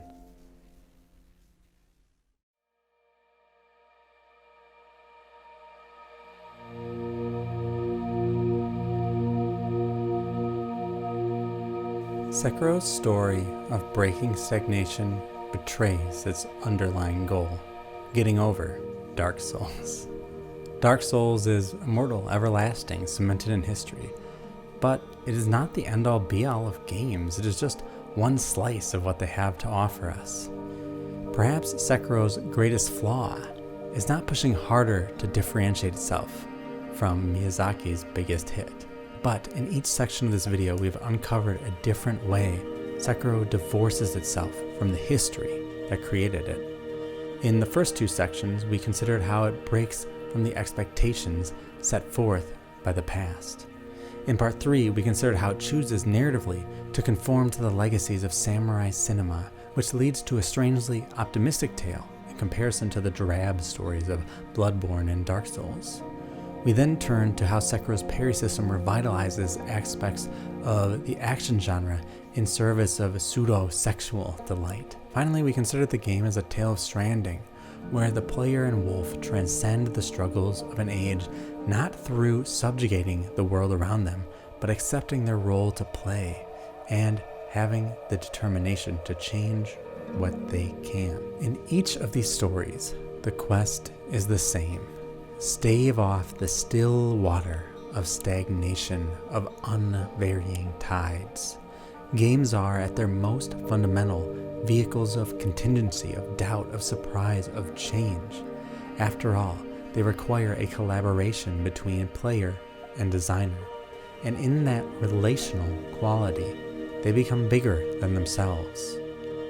At one point in the past, From Software changed the way many thought of games by releasing a beloved modern classic, one whose ripple effects would take another video of this length to detail.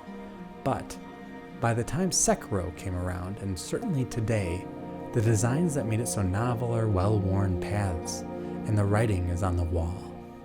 They will lead to stagnation, unchanging immortality. Wolf quests to break such a system of stagnation, and while I believe Sekiro Shadows Die Twice succeeds in parting from its predecessor, I'm unsure if the rest of the gaming world got the memo. These changes take time, and not enough has passed to be sure. The most difficult ending to achieve in Sekiro gives us its most important takeaway. Yes, we should sever the ties of immortality, break the chains that stop us from changing, stop us from growing, from becoming better versions of ourselves. But this is not a failure of ourselves or of those chains. It's an opportunity, and in severing those ties, we should strain to not dismember the past, but liberate it from itself, from the curse of perpetual stagnation, and in doing so, find a path forward, not against the uncompromising flow of time.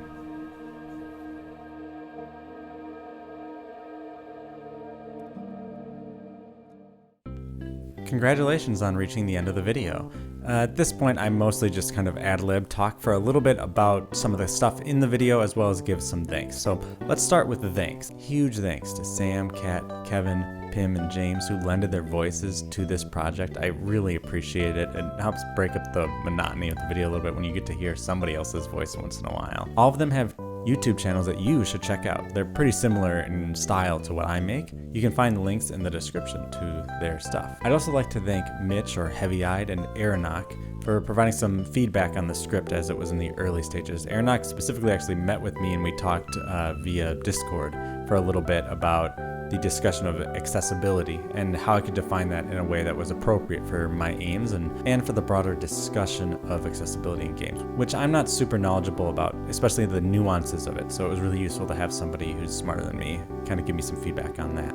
Lastly, I'd like to thank my wife for her support, all the patrons who, heck, I'll put their names up one more time, and of course you for watching. As for the closing thoughts on this review, I think some aspects of this video could come across as tricky, right? I think I tackled more controversial subjects than I do in most of my videos. So I figured here would be a chance for me to maybe just explain some of my ideas a little bit more clearly, now that I have the benefit of hindsight, having actually edited the video and kind of seen it kind of moving together. The first section on Dark Souls, I hope, comes across pretty clearly. My main point is just that when we talk about Dark Souls, I think it just comes across as if we're talking about some nebulous thing that doesn't actually exist. Like, the ideas of Dark Souls' game design aren't always even present in Dark Souls' game design, right?